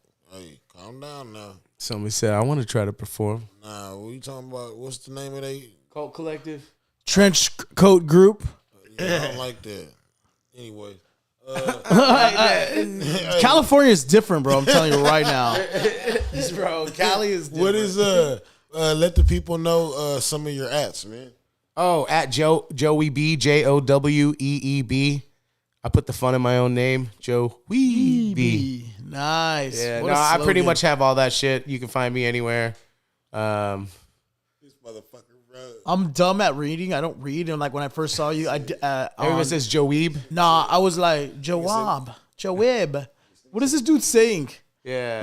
Said we. Here you go. Yeah. Wee. Shout out to Michael White. Wee, my ADHD. Yeah, add me on the Instagrams, straight flexing, all the QBRs. Add QBR, straight flexing. No. Tight. I'm about to pull something up on YouTube right now, and I'm gonna show you right now. Somebody and ask tell you would to you be down to fucking- be a part of this shit? Because when I saw this shit, I was like, damn, this shit's crazy right here. Is it one of my videos? Nah. Oh, okay, cool. I was Remember like, we told you about handing don't you show a us rap wombat? videos. This is it. Yeah. the wombat. Yeah. Deep You ever fry. seen somebody freaking Penguin deep fry. This is like a. Well, what the hell was that? I was gonna say camels. What the hell was? Oh. Okay. I just saw The butcher? Yeah, to where they basically seen have the to butcher. chop cuts and do shit like that. You know what I'm saying? They ain't really cooking too much on shit like that, but like a store similar to this where you have to cut it, your own piece of meat and Yeah, then like go cut cook your it, steak. then go cook it yourself? Would you be? And then you got to make sure you butcher it properly, though. Yeah, Yeah, the yeah. cuts are everything. Yeah, the Yeah, cuts yeah. are like, I mean, I like that shit. I'm not gonna lie, bro. I'd work at a Are they, butcher. though? I think that if I get back into food, like cooking professionally and shit, I would like to try to work at a butcher shop. Damn. Nice. You know what I'm saying? Or have a butcher system in the back of that restaurant. Get them prime where you cuts, process, huh? where you get the whole. I like cow breaking process. shit down, bro. When I worked at the ranch, like, so the last cooking job I really had was at the ranch down at San Pedro Camp on the Kennedy Ranch. Bro, I loved it, bro. Breaking animals down, hanging out. I want deer thigh salami. Deer thigh salami. Can you make Do you that know happen? Chip Ritz from here? Yeah. You know Chip? I shouted him make out that earlier. happen. I did. I wasn't here for that. Oh, you weren't? no, you weren't. dude. You weren't. He made me a That's the GM of homie, a man. restaurant, bro. He's a bad dude. That dude's dope, bro. He's dope. He made me a Is GM there- of a restaurant. Is there anybody that you want to He's collab great. with, like on some cooking shit out here? Or? On some cooking shit, dude. I'll cook with anybody, bro. Like, food's world peace, 100%. Only Call war my on. mama then. Yeah. I mean, like, it ain't even a competition thing anymore, man. Like, I'm not even about, like, you know, who's the best chef. We're all good in our own certain ways, man. If you weren't cooking, but- would you be going crazy? Like, What? or do you have so much going on outside of cooking? Or like, No, I just don't want to do it anymore. My mom was a big part of that, dude, and I'm still gotcha. recovering from all that shit. I feel that. sorry, bro. Like, I got you. 100% Okay, cooking. So I'm gonna hit you. yeah. I'm gonna hit you with this one, bro. Before we get the fuck out of here, I'm gonna hit you with this one. I want your top 5. Foods. yeah. Nah, I want your top 5 cooks in the fucking city of all time. Yeah. Top 5 cooks of the city of all time.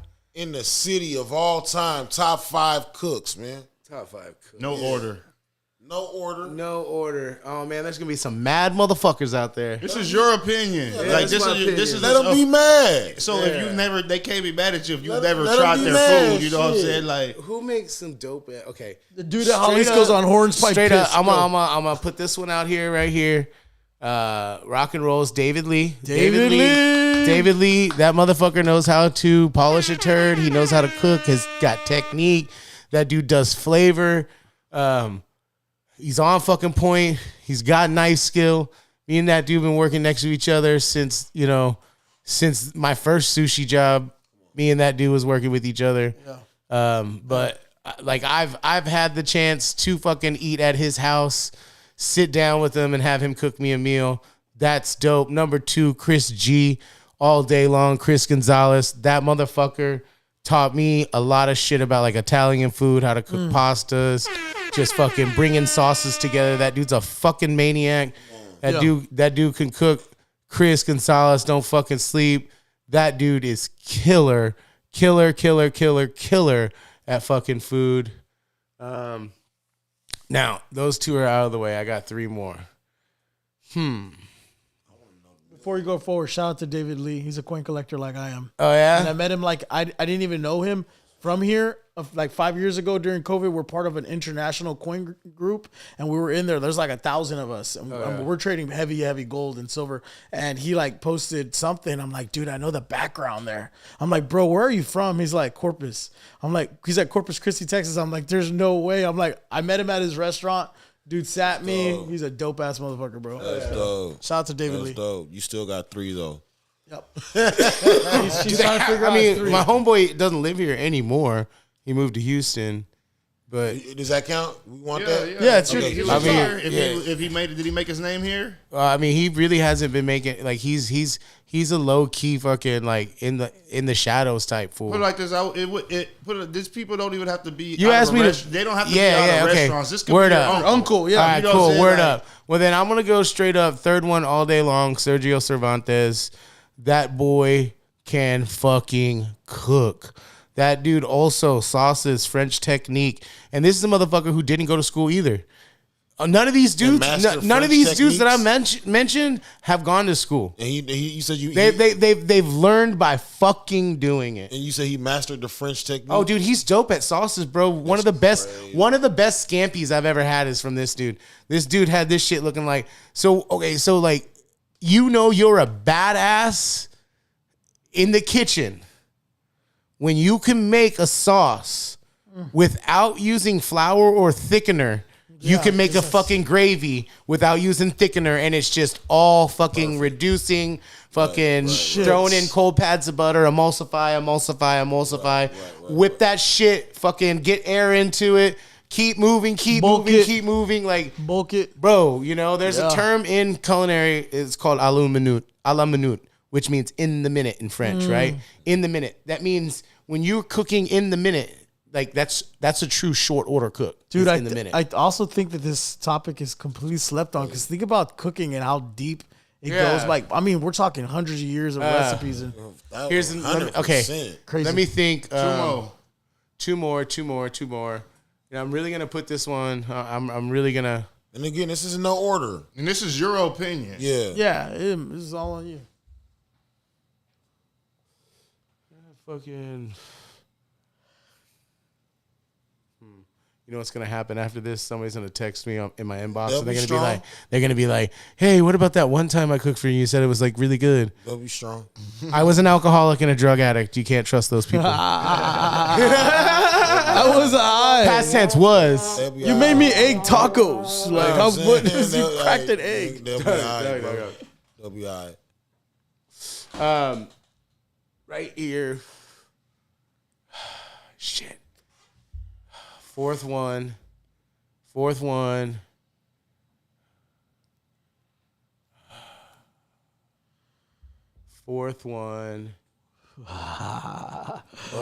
Technical. Baby. He had somebody in mind, but Did your mom ever cook in Corpus? I mean, my mom would beat everybody, Yeah, but that- you know, that don't count. I mean, my mom was gonna win 24-7. Bro, like, And that's why I'm not naming like my sisters or anything. Already. You know, because like I mean, Aaron fuckers. well, out. mainly, I mean, if I was being real, like, yeah, I mean, be I'd real. put myself in that. Like, I cook myself some of the best fucking meals that I eat. Okay, so like you straight win, yeah. up, Okay, like you got one I mean, I'll take be that. honest. He got 2 bowls.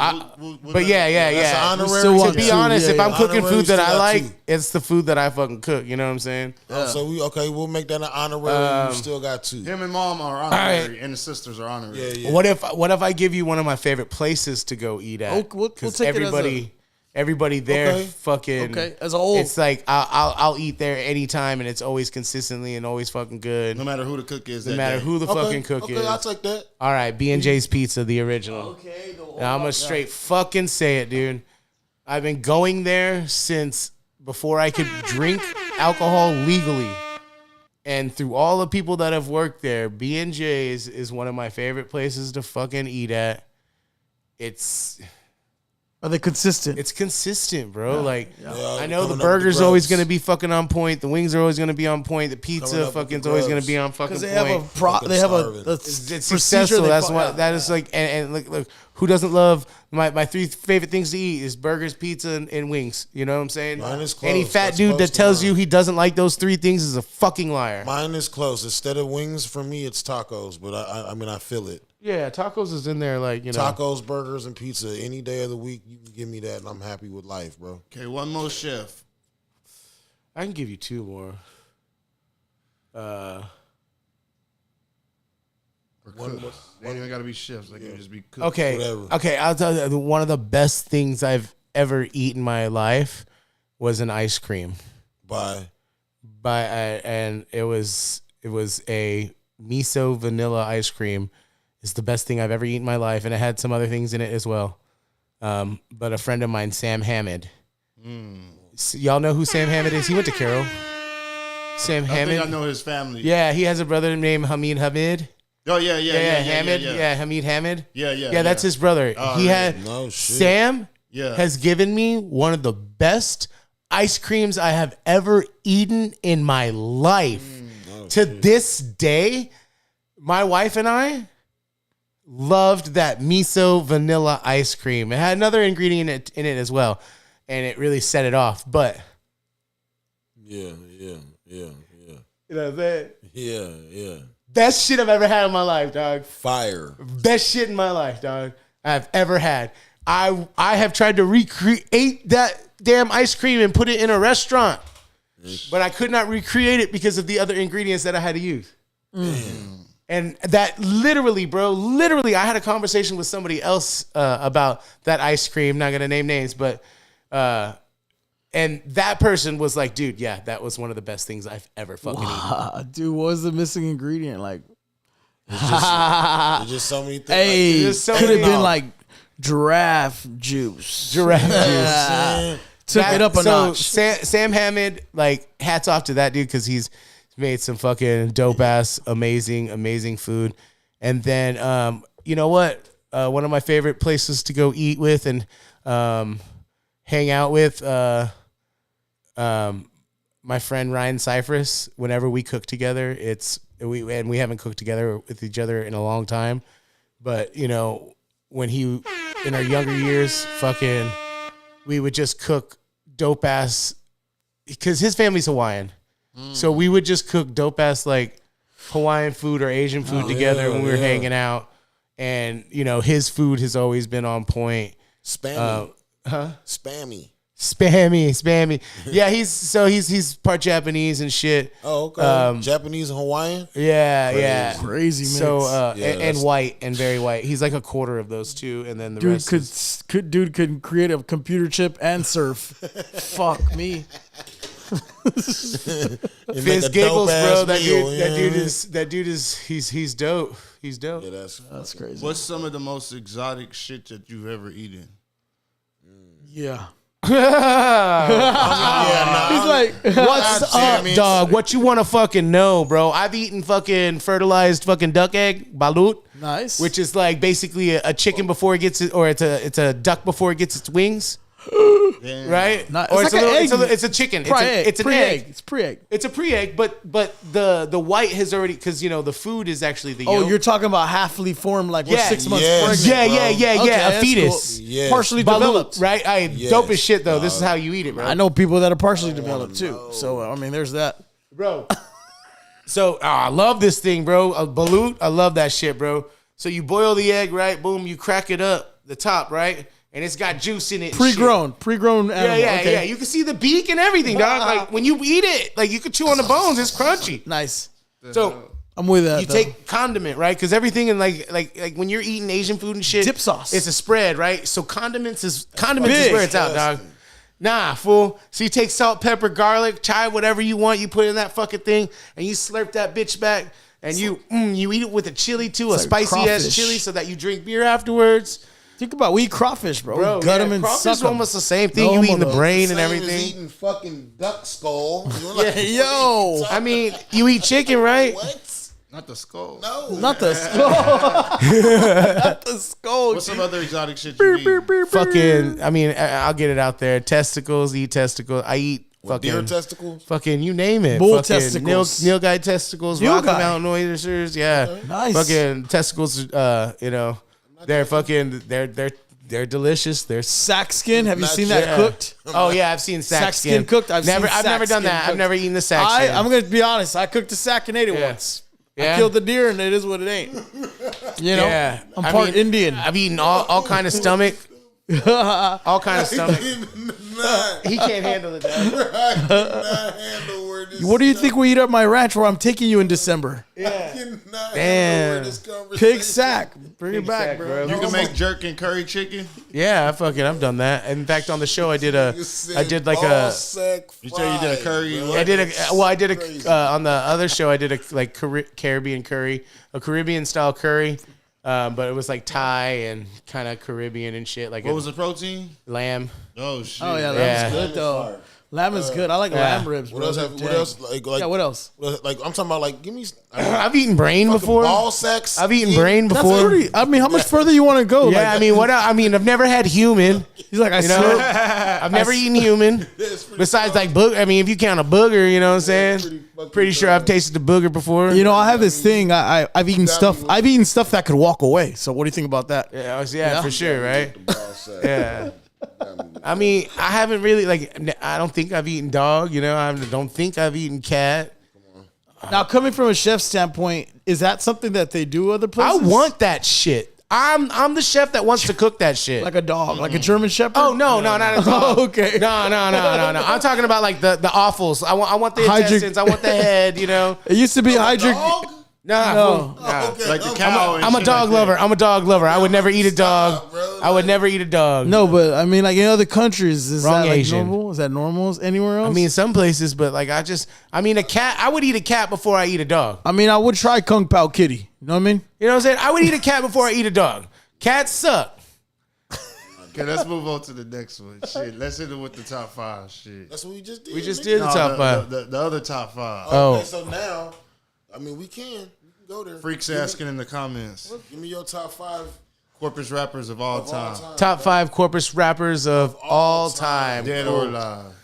Dead or alive.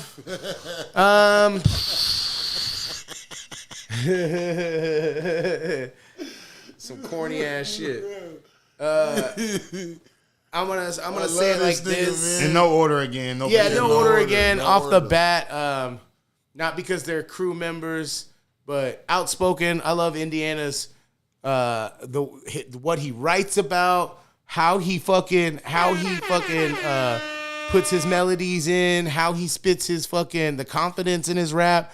I love that shit all day long. And Magnus, of course, I'm always fucking support Magnus. That dude is a fucking beast. He's actually the first person to put me on a track and record a track was with him. And he's helping me out recording some of my other shit. So shout out to him. I say what you want, biased or whatever. His shit's fucking fire. Yep, you're not fucking with him, you're a loser.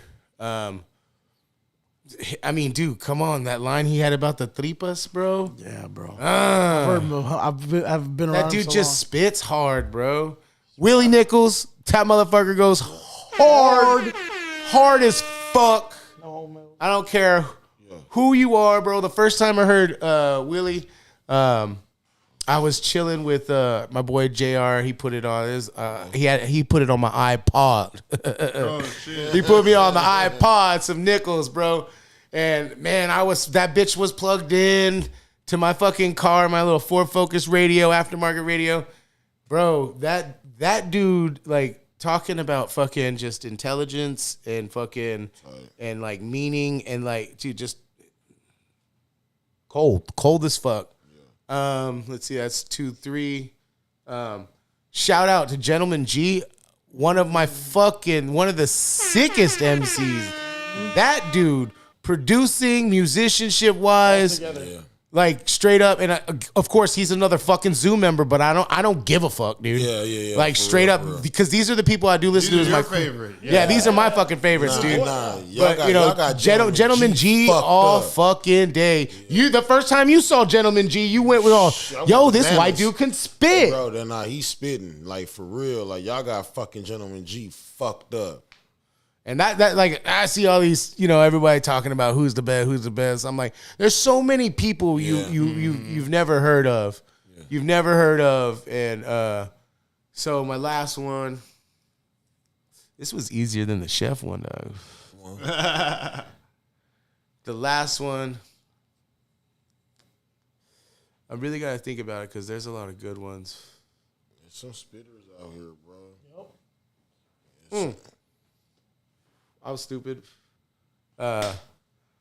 Known this kid since, like, I used to skateboard with this kid. Carmine. Fuck yeah, bro. Fucking Carmine, bro. That dude, his wordplay. Since forever. Yeah. Like, he grew up right behind me. We used to skateboard together. We used to fucking, I didn't remember it at first, but when he was in high school, I took him around to, like, Bomb Records and shit. We dropped off his mixtape. It was really pushing him. That, like, I pushed Bapes on that dude. Like, I gave this dude a bunch of Bathing Ape shirts before it was big here and shit. Dude, and this fool was selling them, bro. That's crazy. Yeah, Carmine, dude. Like, fucking that kid right there, bro. His fucking wordplay, bro. His wordplay is nice. Like, it is. He's got fucking bars for days. Like, everybody knows the threes, bro. You know what I'm saying? I love that bro. That is the most. Let me just say, and this is a lot because I rap, but that tape, All's Good tape, All's and Good. then Nothing Is Good. And Nothing bro, Good. Those are bangers. Those are like rap wise. Those are platinum heaters, bro. He has his delivery. He's smart. He's consistent. His beat selection. his topics. Bro. Hey, don't blow my bro. Get the fuck out of here. We already know. I'm in. What do you say about that other one? I'm in a new wristwatch. They rather see me not. Yeah. When the Chris goes pop, they rather see you flop. Yeah. Bro. I'm in a new whip with a new check and a new necklace, bitch, with a piece on my chains that says "Rock Me." Bro, that bro was spitting. Like he just has fucking. He has just smooth delivery. And his, like he said, the beat choice. His beat choice is dope. This dude can Waffles, right? Is Yeah, the producer? Waffles did his shit. In fact, I forgot about this when you say Waffles on one of the songs. He had that on Waffles. We had this watermelon syrup that I used to make at Sushi Bar. I would fucking take a watermelon, fucking cook it down with sugar and shit, and I would make syrup for fucking crack, dude. Crazy. For Yeah, what? yeah, What was yeah. the syrup for? Like pancakes? It was for waffles. Don't shit. lie, dog. Spicy chicken and fucking watermelon syrup waffles. Damn. That's crazy. Hey, dog, fuck your mind up, bro. That watermelon syrup, it almost tasted like fucking Jolly Rancher. You know what I'm saying? Damn. Crazy. Yeah, but I made a fucking syrup to go off on one of his little fucking album covers. That was pretty tight. That shit would be fucking fire as fuck. Yeah, yeah, Carmine, dude. That dude's sick. That's 5. Yeah, that's 5. He's in my top 5. I'll tell you that. Yeah. Yeah, that's dope. That's dope. Yeah, that's my top 5. Shit, man. Take it or leave it, brother. Take it or leave it. Hey, one more time, let them know where they can get at you, bro. Ah, shit. I'm off 523 that Taylor Kush Street. I'm always at the shop, QBR. I'm off that Kush. JOWEEB on Instagram. I think it's on Facebook too. They're linked. Talk that talk. You know what I'm saying? You can see me at any home game on the field with the hooks, chilling out, announcing, having fun. We love baseball. Pretty soon, I'm gonna start. Shout out to my boy Matt Kaminsky. Matt and I are gonna be starting to do some pooling, some fucking card shit, and talking sports as far as baseball prospects. Nice. Not just a lot. Like, we're really into baseball and shit. You know what I'm saying? So heavily into baseball. That motherfucker's a nut. But yeah, just be on the lookout for anything, man. Videos, look out. Keep your eyes open. Keep them peeled. Follow at JOWEEB. Chill. Joey That's- B. For sure, Hey, for sure. and that's what it is. And we gonna end it like this, baby. Hold on. It's been another episode of Riding High Presents Off the Kush podcast, and I'm off the Kush. Like, I'm fucking, again, I'm higher than Eagle Ass, bro. You know what I'm saying? Dame Cinco. You know what Yo. I'm saying? Dame how we do. Cinco. You know what I'm saying? You know how we do be. Yeah. You know what I'm saying? And we out this bitch. Yeah.